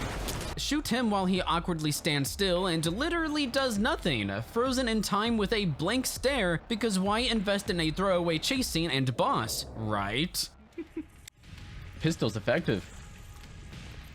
How about SMG? What are you doing? You didn't have enough durability. I got the durability back. Leon is just built different. Leon's built different, guys. I guess I could be shooting him.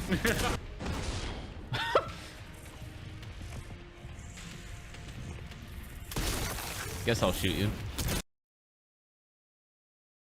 Really? We unlock the shortcut immediately? It's not really a shortcut, man. That's so clunky and lame. You couldn't have done anything more interesting? It's like, oh, I'm gonna slice at you. Oh no, I missed. I'm gonna lob a car at you. Oh, I'm gonna slice at you. Okay. Lob a car at you. And what else have you got? Anything? No. Just has a heart attack and dies. He's, I assume, a big bad of an earlier game? If so, that's a pretty bad use. You've already got the huge, oh, member berries. Look, it's this guy again. And then both times he's involved, it's like, oh, he's just stopped chasing you because it's time for a smoke break. Oh, he's got 2 attacks. Everything is broken. Okay, finally we're out of the dollar store. The Plant 43 section is brief but effective, mostly because you really have to be slow and observant. In the horror genre, a slow and uncomfortable speed enhances the surrounding atmosphere and appeals to the player's imagination, which, as you know, is crucial for horror. If the player rushes all over the place, they don't notice the details, and there's no time to breed fear within their head, so it's effective for this section to punish the player for rushing through it. The plant boss, on the other hand, is dull at best, frustrating at worst. You just shoot the middle plant, move left and right to dodge, and that's it? I wish there were more to these boss fights.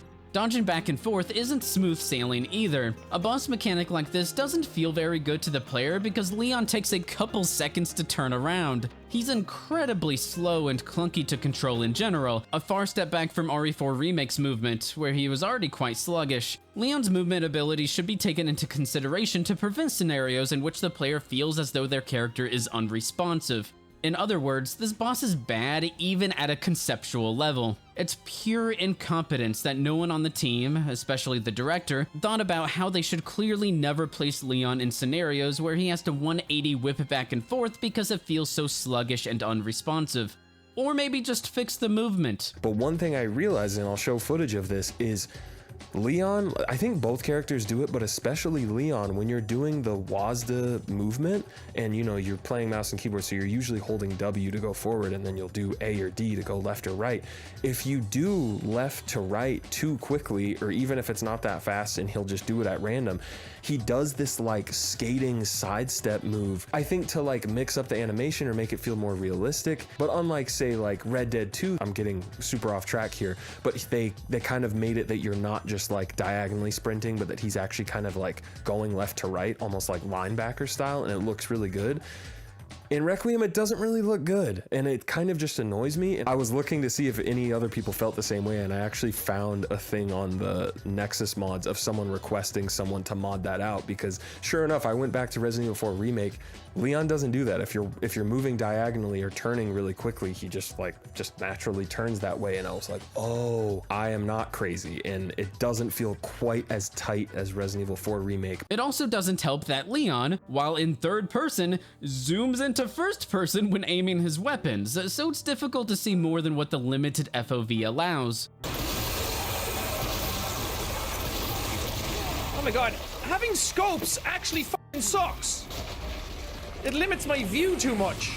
And no, the game doesn't have an FOV slider. For those who don't know, FOV is one of the most common accessibility options in games and can help with common motion sickness issues in first-person titles. Shipping a game without an FOV slider is almost unheard of nowadays, but hey, I'm not surprised by AAA anymore. Thankfully, you can turn off the weapon zoom in for Leon, but from all the playthroughs I've studied, not a single one knew about the option, even though most complained about the unexpected change into first person. So clearly there's overwhelming negative feedback and a communication gap in how to fix the first person view that I'm surprised wasn't caught in playtesting.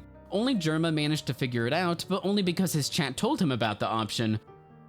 Regardless, I really don't know why Leon's third-person shooting awkwardly zooms into first-person once he upgrades the sight on his weapons. Yeah, I get it, looking down the new sight highlights that new aesthetic or whatever, but clearly the game should have kept Leon in third-person unless the player manually clicks on a mixed perspective option. We can already choose between first and third-person, so if I choose third-person, I want third-person unless I say otherwise. The game also makes it clear that they recommend third person for Leon. I don't know why the default would suddenly automatically change to an inconsistent mixed perspective. Oh, and it's only for individually upgraded weapons, mind you. So if you have an upgraded sight on the shotgun, but not your other weapons, that's the only one that will zoom into first person. So you're left with a constant inconsistency of the camera. Anyway, the boss can also stunlock the player, and since the player won't see it as their fault, that undoubtedly causes confusion and frustration as an unjust punishment with no player cause. Defeat the giant plant. Yeah, okay. Just so you know, I've killed every plant I've ever had. Right. I don't understand. Ow. Okay. Feeling very dumb. Okay, can't parry that. What the f? Oh, I'm trying to sprint, not scope in. Hey! Oh, it's a bigger giant flower. Oh, how inspired. What if the next one's even bigger? Defeat the giant fuck you game. Anyone else? Yes, thought it was coming. Am I dead? Now I'm dead. And that's it. This boss definitely feels like it's intended to simply pad runtime, and even the plant section as a whole, although I praised it earlier, ends almost immediately. I would expect an idea to develop over time until it's a fleshed out journey with a satisfying conclusion, but almost nothing in the game for Leon ever does that. The closest being Raccoon City just because it's big, but even there, every idea is almost immediately abandoned rather than further used in interesting ways, especially the glass, for example, but even the Blisterborn is never placed in different scenarios despite the strategic potential behind its blisters turning zombies into blister heads. For another example, why does the entire water section never amount to anything? Some zombies spawn from under the water, and by some I mean I saw one, but it's never to ambush us or otherwise create tactical scenarios, so it's a visual gimmick at best. In fact, the area is so ill-considered that simply moving through the very loud water or opening loud doors doesn't even attract the zombies in an area that tries to encourage stealth gameplay. Hold on guys, I'm gonna make really loud noises treading through the water. And there's no way the zombie will notice me. Wow. Zombie's deaf. Wait, can I sneak behind him? I can't believe that worked. These zombies are deaf. Hey, dummy. Can I sneak behind you? Maybe not. I don't know how good your periphery vision is.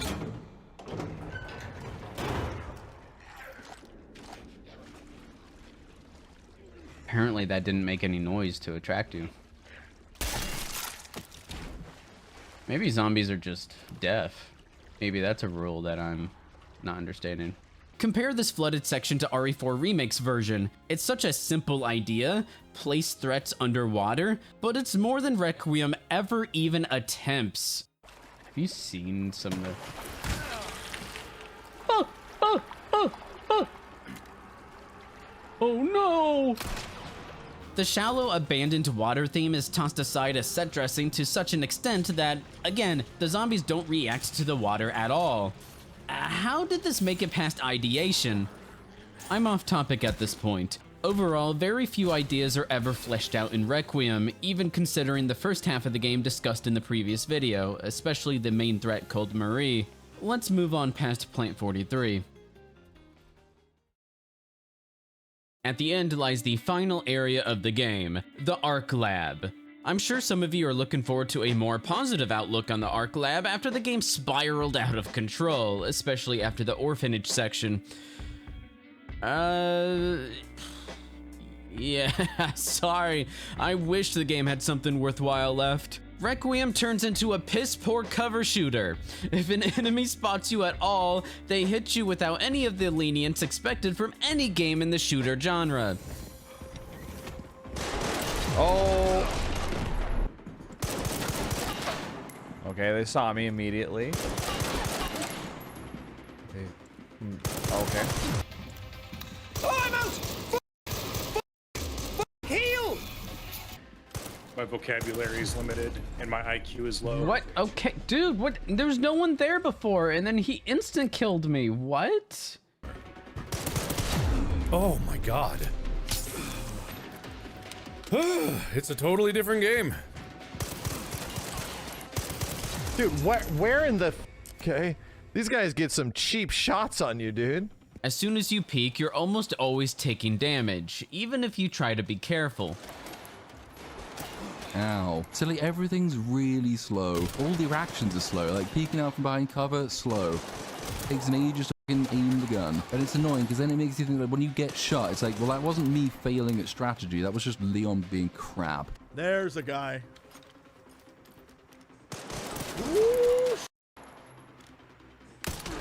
The thing is, right there. he does not. You cannot like quick pop back down, annoyingly. Oh.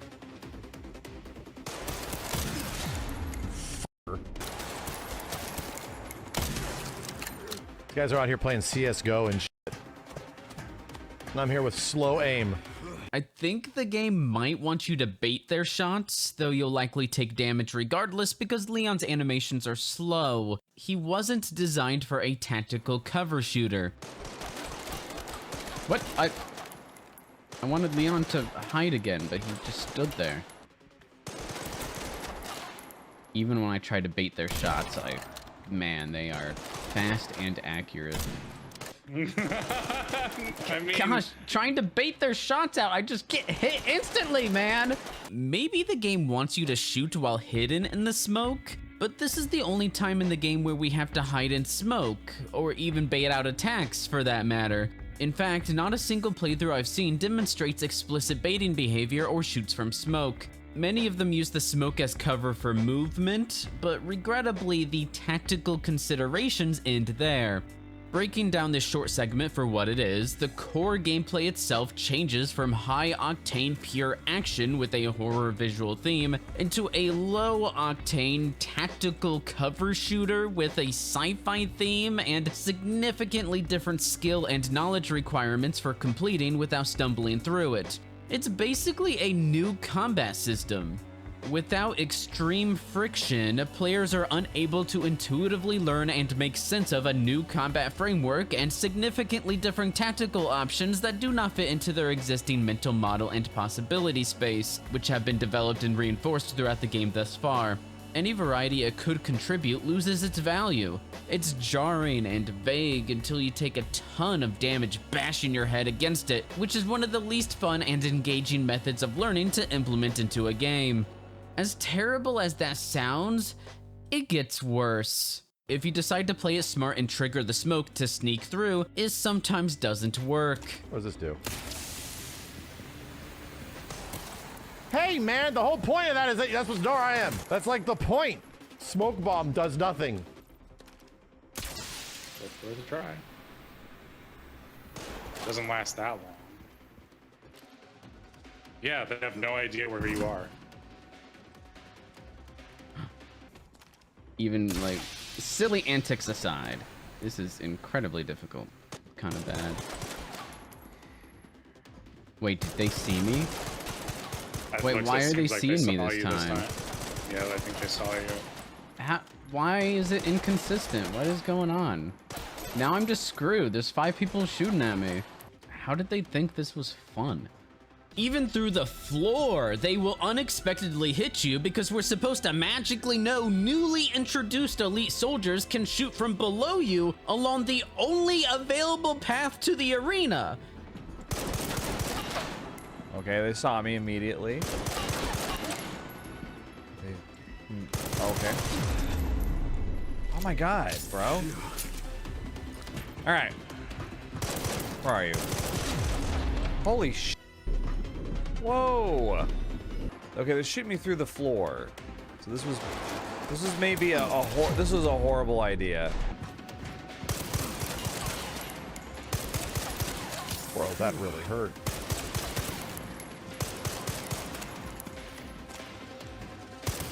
Dude, where in the fuck? Are you shooting me through the goddamn floor? Who? Who shot me? Oh, right below me. Where? God, I can't see where he is. Where are you? Okay. Oh, wait. Was that below me? Oh, it's right there. Oh. Gosh, it's turning into an actual shooter with guys that have pinpoint aim. It's crazy. Didn't expect the game to turn into this. How did I get hit there? That was crazy. Says he's right below you. So I can't get a good angle on. It would be great if I could look over my shoulder. I repeat, the game funnels you through a death trap against enemies who can't miss and instantly deal damage. Oh. Dude, what the? Where's the other guy? Wait, where? Perfect. Where? I can't see him. What? Maybe I need to just jump down immediately or something. This is crazy. I'm definitely gonna get shot if I try to jump down though. That's the thing. Is there like any? Are you kidding? Oh my gosh. I can't believe how accurate they are through flooring. Even in a video game, it makes sense that they would be really. Oh, okay. Oh my gosh. Dude, why are they hiding now? They haven't done that before. Oh my gosh, dude! What is this? It's easy to accidentally reposition into them as well because of the maze-like level design. Oh, okay.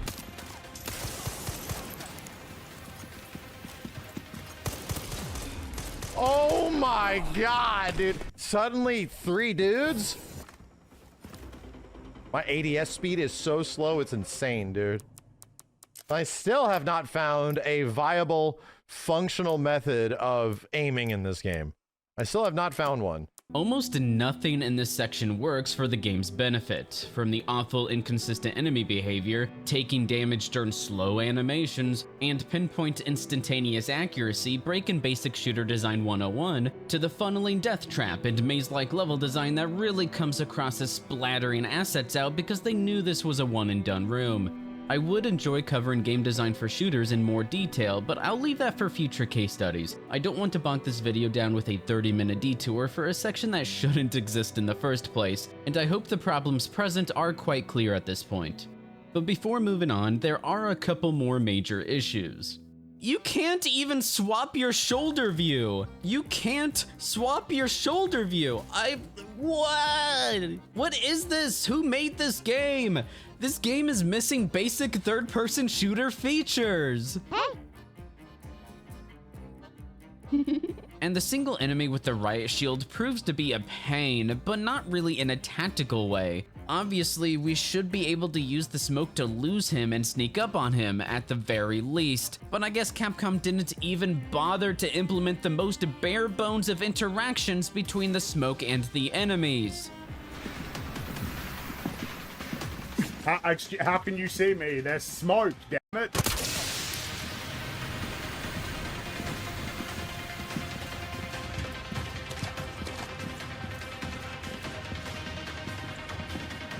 There's no reason why he should know where I am now, right? I'm hiding, so he shouldn't know where I am. Is he just gonna follow me around? So he does know where I am. How are you gonna deal with this harsh reality?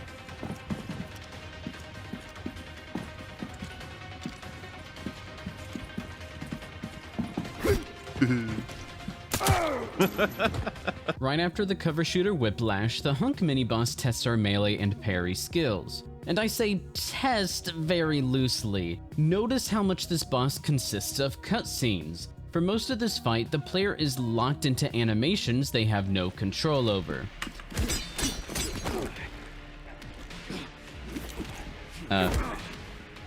Was I supposed to do something there? Confirmed it is Hunk. Oh my god. What the? Why did we teleport? In fact, I'm so shocked by how badly designed it is that I decided to analyze it, because that's what we do over here. I always want to make sure I'm doing the game justice and given the benefit of the doubt whenever possible. Unfortunately, it's not possible here. The Hunk fight lasts just over a minute, as you're currently watching on screen. That's crazy enough on its own, but guess how much of the minute comprises gameplay versus cutscenes? Gameplay, 19 seconds, or 29%. Cutscenes, 46 seconds, or 71%. The game is unironically locking the player into a cutscene and pretending it's a boss. But remember, everyone should clap because it's Hunk, guys. It's Hunk. Isn't this cool? I clapped when I saw it. I applauded it for being different. It broke new ground! Did you clap at any of the new moments and memorable characters? Were there any? No! I dare say we should reject the future of Resident Evil removing gameplay from its games. Although it's clearly too late given how much this game has sold, which unfortunately means Capcom has no reason not to continue to shove unfinished games out the door. Wait, really? I was expecting to lose and try again because I was kind of doing awful, you know? But it's already over. It's like, oh. It's almost like we're doing a boss rush. If I bump into Nemesis, swear to God. If I bump into Nemesis, swear to God. Nemesis. I thought I just lost that. I guess I didn't because we got into an animation again. It's an unassuming design, but when in the hands of a skilled user, it becomes a deadly weapon. I don't know if I am a skilled user because that just seemed to happen on its own. I just pressed a button and he died. Other than locking us into a bunch of cutscenes, Hunk adds smoke to the arena, which has the potential for some kind of cool or engaging gameplay mechanic. Nice try, I guess.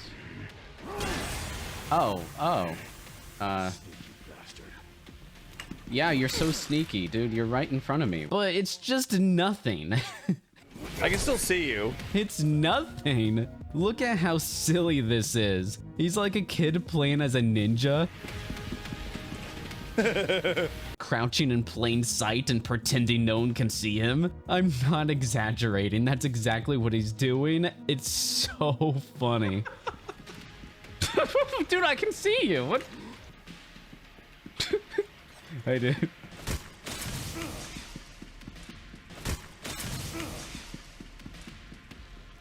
This is he's so funny to watch him run away. Yeah, this is so silly. All right, it's time to return to Grace. Grace should be nearby. And now he's reminded me I'm doing all of this to get to fucking Grace. I don't want to be getting to Grace. She chose to be here. The last location for both Leon and Grace is the ARK lab, and there's not much to it. But strangely enough, I'm kinda okay with that, because Leon's extended playtime was exhausting by the end. We complete what feels like the entirety of a city with a boring objective and upgrades and visual and enemy fatigue. Then the on-rails arcade shooter ride with minimal player interaction and no replay value, like most of the game, but it also doesn't overstay its welcome as a few minute long one and done arcade experience. Oh, Victor, get him, get him! Then RPD, containing a single optional scavenger hunt and nothing else, followed by a short detour in the painful orphanage section, a simple tyrant chase favoring pandering rather than gameplay, then a fairly trivial and uninspired tyrant boss fight, the closest to action horror yet plant section, the overly simplistic and bland plant boss that's completely incompatible with Leon's movement, the frustrating genre shift to an astoundingly poorly designed cover shooter, a melee and parry-focused boss who relies more on cutscenes than gameplay and cosplays as a stealth protagonist, and finally, we're back to the survival horror with Grace.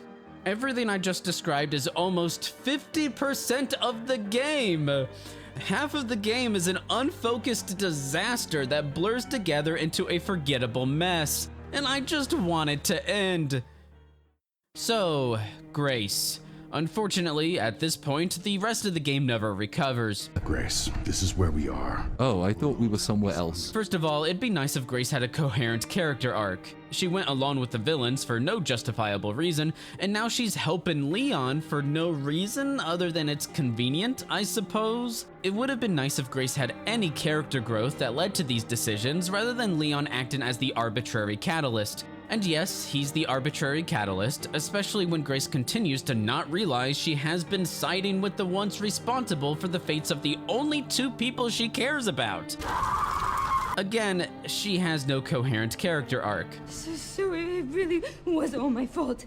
That mom was murdered and oh God, when she turned into that thing. What's done is done. You need to focus on the future. But is this guy not responsible for both of those things? It's time to embrace your destiny. Can we talk more about Grace suddenly siding with the villains? I keep bringing it up, but you have to realize Grace defecting to the villain team is essentially the entire story for the second half of the game, and I promise each time I bring it up, it's always for different reasons. You should still press the like button on the video, I swear. Yes, it's ultimately Victor and Xeno's fault that Emily got wounded by imaginary shrapnel, but Grace could have easily dealt with the zombies. Don't forget she has the freaking Requiem, I mean, come on.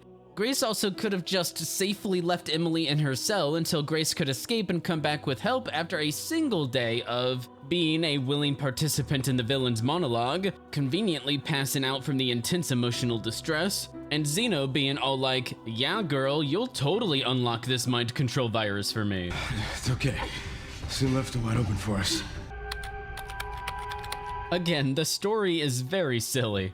And yet, when Emily dies, instead of taking any responsibility for not keeping Emily safe, Grace throws a tantrum and walks right into being kidnapped again, despite just escaping from her kidnappers.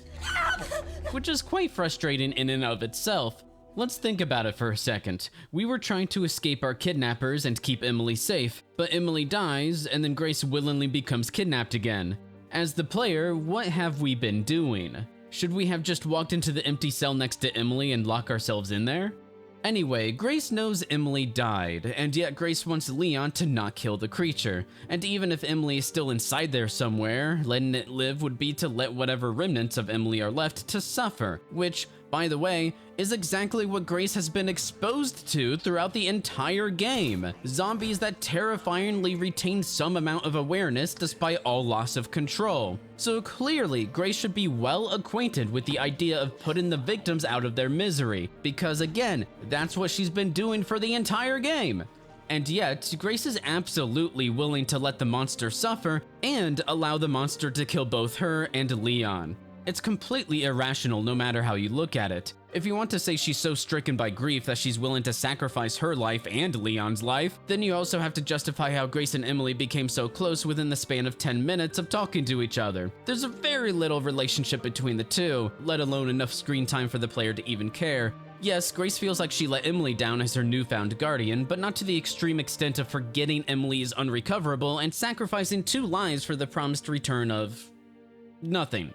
Again, Emily's clearly unrecoverable. Granted, we have to ignore the terrible ending where Leon hilariously says he didn't shoot any of Emily's vitals, which is the most infamous scene from Requiem, so I don't think I need to touch on that further. Sorry, when he said save her, he wasn't referring to the big blob, right? Right? Like, not the big blob of flesh that he shot, right? Like, he wasn't referring... What do you mean? Sorry, what? Excuse me?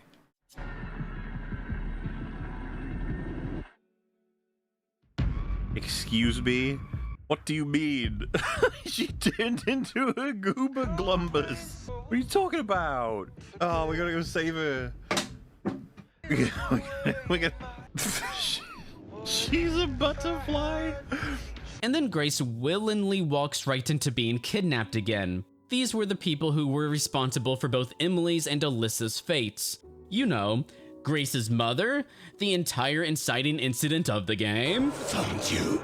I guess Grace conveniently forgets one of the defining moments of her life when she's standing in front of the villains responsible. This is what it looks like when a writer must somehow push the story to another city and dump mostly useless exposition on the player, but has no coherent or logical method of achieving it. Just pretend your characters are stupid and inconsistent, and you too can push a plot forward. Grace could have, probably not went with them and run back to Leon or something. She had a childish tantrum. I mean, she's very childish. Like, she had no reason to go with the people that kidnapped her. Literally no reason. She went to the guy who kidnapped her, hung her upside down, and was draining blood from her, and she was trying to escape the hospital from, whereas Leon shot a zombie that was trying to kill them that happened to be Emily because she died. In ARK, lickers introduce pure stealth. They're blind but attracted to sound. Pretty basic, not very interesting on its own, but to give credit where it's due, there are a couple moments that require the player to utilize the distraction tools at their disposal to not alert the lickers. And by distraction tools, I mean one. One distraction tool, the bottle. The first zombie can be dealt with using a hemolytic injector. The second zombie is posted in the perfect spot to force the player to deal with it in some way, or else get spotted and attract the 2 nearby lickers. Obviously, shooting will also attract the lickers. This is where throwing a bottle is useful, even though you would think the bottle would attract the licker right next to us, but it doesn't. That makes no sense. Even worse, you can just run in front of the zombie, grab the key, and casually crouch walk away. What? Huh? Okay, more power to you, I suppose. Anyway, let's pretend the bottle's the only real solution. Let's fast forward to our second licker encounter. Here you can see another zombie placed in a spot that requires a distraction. For some reason, opening these doors doesn't attract them. But even worse, the very loud doors don't even attract the sound-sensitive lickers.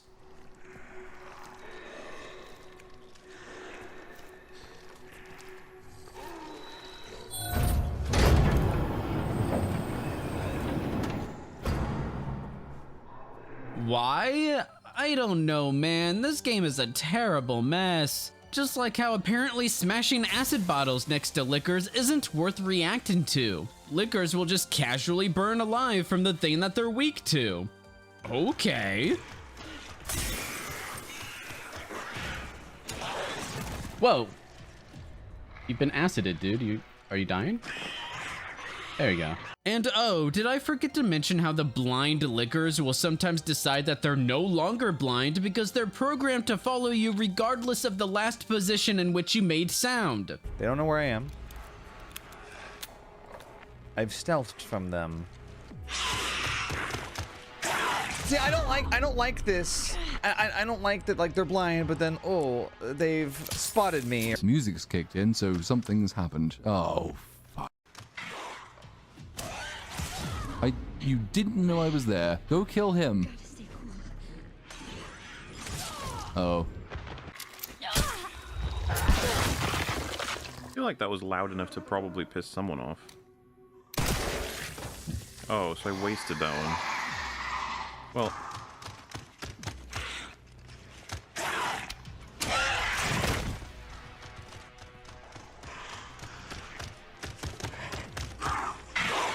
The pistol gives up my stealth, but the explosion from the thingy doesn't. And then, on top of that, the lickers just seem to permanently know where I am, as opposed to the reality, which would be they'd go to where I made the noise, and that'd be about it. So does that mean the lickers now know where I am? Because they're blind. Why is it chasing me? Oh yeah, they know where I am. How do they know where I am? If I pull the trigger and then I'm not there by the time the licker gets there, it shouldn't know where I am, sure. This is truly the game to avoid if you want competently made enemies.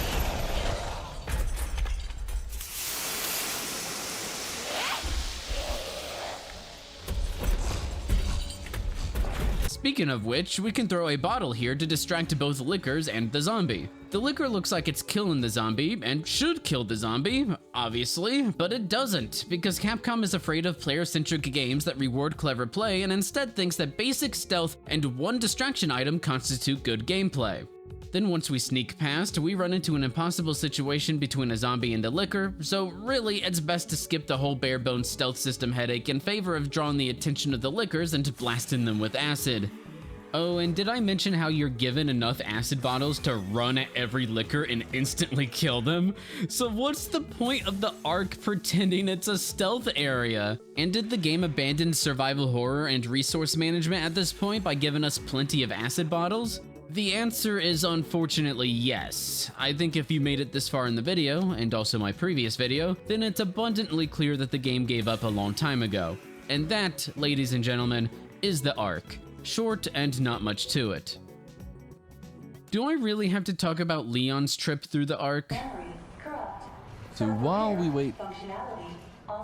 It's had a RAM error, so it's going to release death. What do you mean, memory error, backup unavailable, release the zombies? And that was all caused by a lift arriving? How does that even work? Why is your lift system connected to your zombie containment system? It's standard Leon gameplay. Nothing new, except now we have to contend with random bouts of nausea, but for some reason it's not a mechanic, such as somehow managing our infection to prevent the blurred vision and shaky aim. Given Leon's primary character arc is supposed to be trying to find a cure for Sherry and his infection, I don't know why it doesn't play a part in the actual story or gameplay until now. Their infection is basically an afterthought in terms of plot points, leaving Leon to simply chase after Grace the whole game.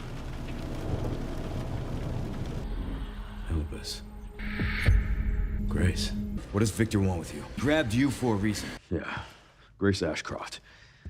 Victor kidnapped her.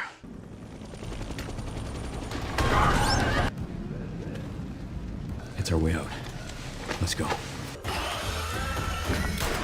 We have to keep going. I'm gonna find Grace.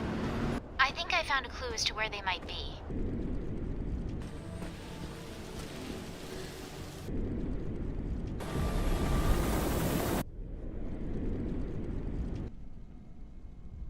And Grace. Shit, she's in danger. Sherry found Grace. Got a lock on her location. Headed there now. They're taking Grace to ARK. Heading underground to look for Grace. Where is that? Grace should be nearby. Grace should be just up ahead. Which really doesn't work when he decides that taking a few seconds to cough means he can no longer follow Grace, who, as you know, randomly joins her kidnappers. Oh darn, he couldn't have prevented that. His seemingly mildly inconvenient infection, according to how little it's actually relevant to the story and gameplay, somehow justifies the plot hole, and then that's basically it regarding the infection for most of the game. If someone came to me and said, oh, Leon is infected, my first thought would be, oh, let's figure out how to turn that into a character arc and a mechanic. But I guess this is all just a throwaway plot device that only escalates right before he finds the cure. It's a cure. Some of you guys in chat were reminding me of scenes that happened earlier in the game where Leon was like coughing up blood and he would look at his hand and all that, but it still seems like this has essentially come out of nowhere. Like it's gone from a 1 out of 10 to a 2 out of 10 to an 11 out of 10. I mean, if there was some kind of progression throughout the game that affected you mechanically, then it would be tied into the story. Or like, oh damn, I've got a little side quest where I've got to go and get a drug to slow it down or something like that. I mean, obviously that will have been done before in games, but like, I don't know, it felt like that was missing here. And finally, Grace and Leon return to the platform they initially escaped from. Why? Okay. You did all that just to come back up here? You were the ones that jumped off the platform, not me. I've been standing up here the whole time. I don't know what the fuck that was all about. Xeno remained here, I guess. Why wouldn't Xeno try to prevent Grace from dying if he thinks she's the only one who knows the password? What's the password?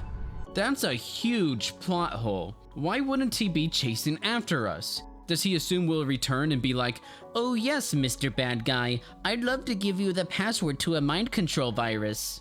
Additionally, does Xeno not ever consider that Grace might purposely destroy what he considers a mind control virus? Soon left it wide open for us. The number of layers of stupidity in this story is astounding. Did we really have to play through the bland ARK section just so we conveniently run into a giant supercomputer that finally reminds Grace of the forgotten disc obtained in the Rinwood Hotel? Again, the story would have been 1,000 times better if it took a more investigative angle, finishing our mother's work and discovering pieces of Spencer and Elpis, and maybe even realizing earlier in the story that Elpis is an antiviral, so we need to trick Xeno into thinking it's not an antiviral so we can release it. Heck, we can tie the Elpis discovery into Leon's character arc. Oh, hey, Elpis is an antiviral. It's a cure. Let's work together to cure you, Leon, while tricking Xeno into making himself vulnerable so we can defeat the superficial edgy Timu Wesker clone. I'm not a storyteller by any stretch of the imagination, but at least that idea is a much more coherent start than the constant nonsense we got. It would also provide us with a more tangible goal and mystery other than following the constant red herrings that amount to literally nothing except stumbling into Leon's cure. There was no connection between Grace and Emily. Unfortunately, the final boss isn't much better. First of all, Victor is basically absent after Rhodes Hill. It's quite obvious to me that Capcom simply had no idea what to do with Victor after Rhodes Hill, so they threw in an arcade shooter section and had him blow up a couple buildings to half-heartedly attempt to stop Leon. Essentially, Victor becomes the lackey for the new antagonist, creates obstacles that are completely automated, not even for gameplay, jousts with Leon by pretending pressing a button can be considered gameplay, and explodes. And that's actually it, until he reappears at the very last second. There was no connection between Grace and Emily. So Victor's presence becomes just as absent, confused, uninspired, and lackadaisical as the rest of the story and gameplay in the second half of the game. As for the final boss itself, Victor's only distinct attack is charging up lightning, and he does it constantly. It takes a year to charge up, leading to dull gameplay of standing still and shooting until he's ready. Obviously, bosses can't constantly attack or anything, but this is silly. At least the lightning is different from other bosses and leaves room to expand on the idea for future phases. But tragically, there's only one more phase, and as mentioned earlier, it's almost a copy of RE3 Remake. There's no railgun mechanic, but there's bubble popping and the same attacks. Are you kidding me?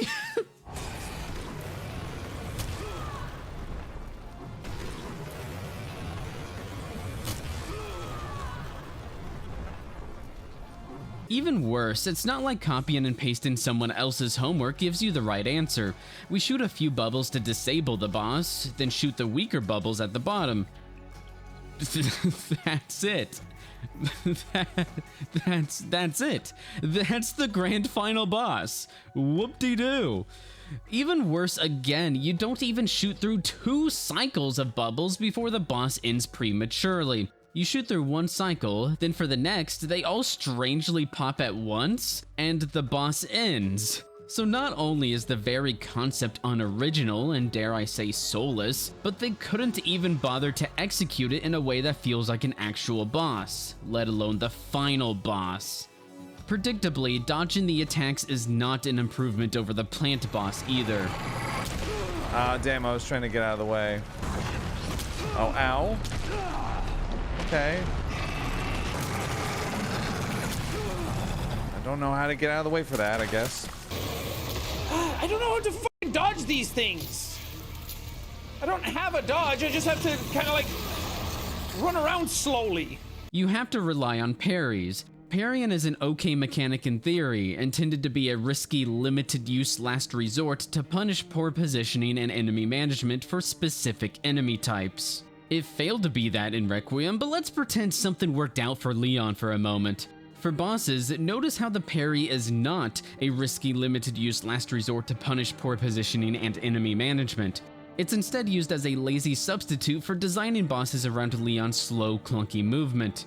And that's not even considering how impossible it is to be able to block or parry these massive attacks. It's not even epic or cool or anything, it just looks dumb. As much as we shouldn't be able to parry a rocket, at least that's funny, and you could argue the rule of cool, and I wouldn't disagree. Again, the main problem isn't necessarily the rocket, but the underlying design of an unlimited catch-all mechanic with no limitations, especially when Capcom had previous games in their own franchise to reference. RE4 Remake's Parry Mechanic wasn't perfect either, but you can tell there was a lot of thought and care invested into it, whereas there's no apparent thought or care involved in Requiem. And this is all not even considering the fact that Grace completely disappeared for half of the game in favor of the protagonist from 3 other Resident Evil titles. Where is she? Why is she not part of the grand finale? If the final boss wasn't so clearly haphazardly slapped together at the last second, Grace and Leon would definitely be teaming up against the final boss in some way. That sounds obvious, right? This is ultimately Grace's story, but she's completely sidelined in the final fight, and even for half of the game for that matter. It's like Capcom wasn't confident enough to give a new protagonist their own mainline game, so they shoehorned in Leon to try to win every type of player, but instead created a shallow mess across the board. And that's the final boss! I wish I were kidding. Between the sterile, mundane bubble gimmick, the reused Nemesis boss, the clumsy, inept, incohesive gameplay, and the strange absence of Requiem's main protagonist unique to this game, the final boss is a joke. It's boring and shallow and an unsatisfying end to Victor Gideon and the game as a whole. The glaring lack of creativity throughout a substantial amount of a mainline Resident Evil title extends to the boss mechanics, and it's a depressing way to conclude an overall depressing game.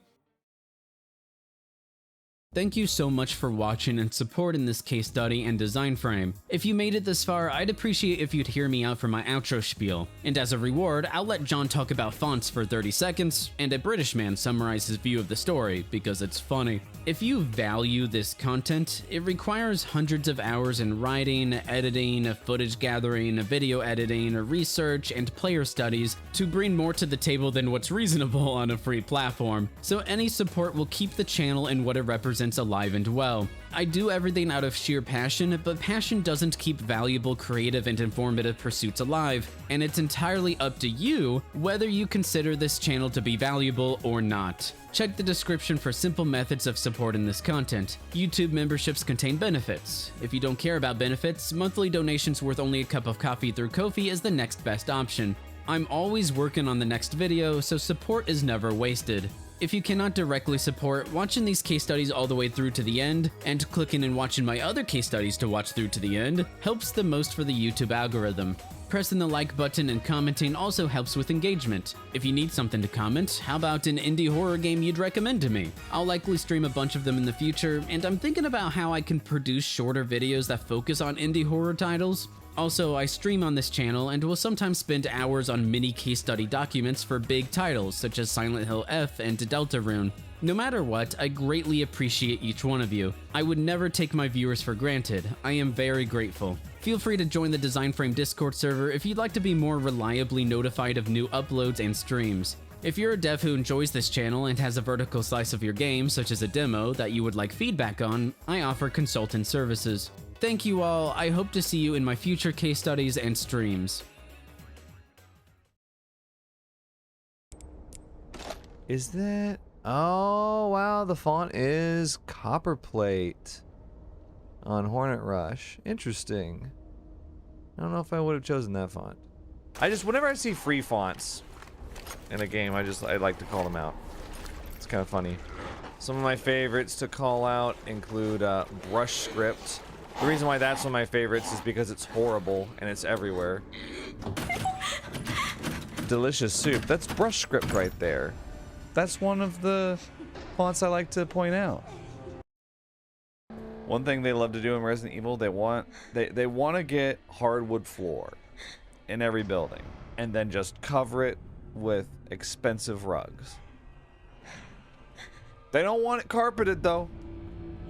Hardwood floors with constant rugs. No. He's gonna die right here. And then we're gonna find him. And he's gonna do a really sad cutscene. And then he's gonna fucking roll over and all of his gear is gonna pop out of him. And then on my screen, it's gonna be like, they're all land on the ground. He's gonna do that. And then it's gonna be, and I'm gonna see all the names of the guns being equipped on the bottom of the screen, just like I'm picking them up. Like fucking Minecraft. This is gonna be so sad. Oh,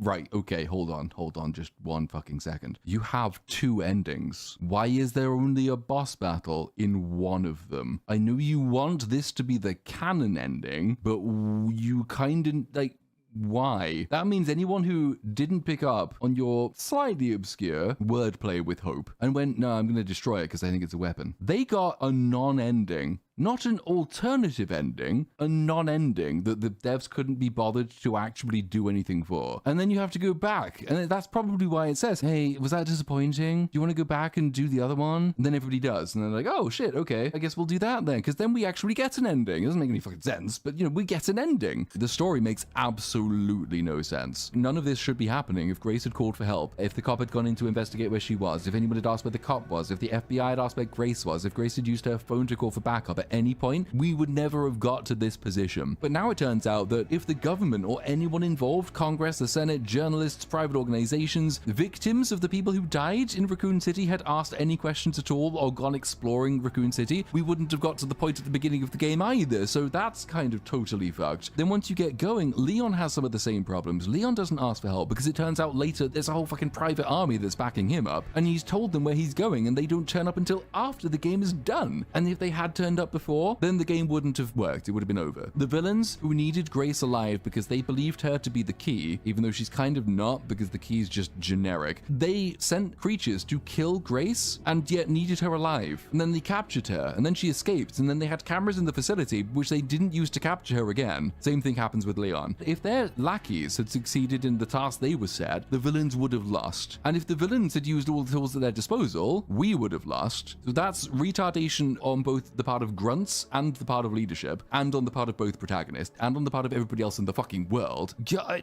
Absolutely baffled by everything about this. From basically the first 5 minutes where nothing is happening, nothing's going wrong. As soon as stuff starts happening, everything goes wrong. Rating it out of 10, if this was a movie and this was the plot, somewhere between 2 and 3, and I think it's on the lower end of 2 as well. Absolutely nonsensical from beginning to end. Nothing should have worked. Arguably as broken as Superman in slightly different ways. Doesn't have the multiverse, which helps, but everything else, all the villains are worse. There's just multiple Lex Luthor villains in this. Have everything they need to win and just don't.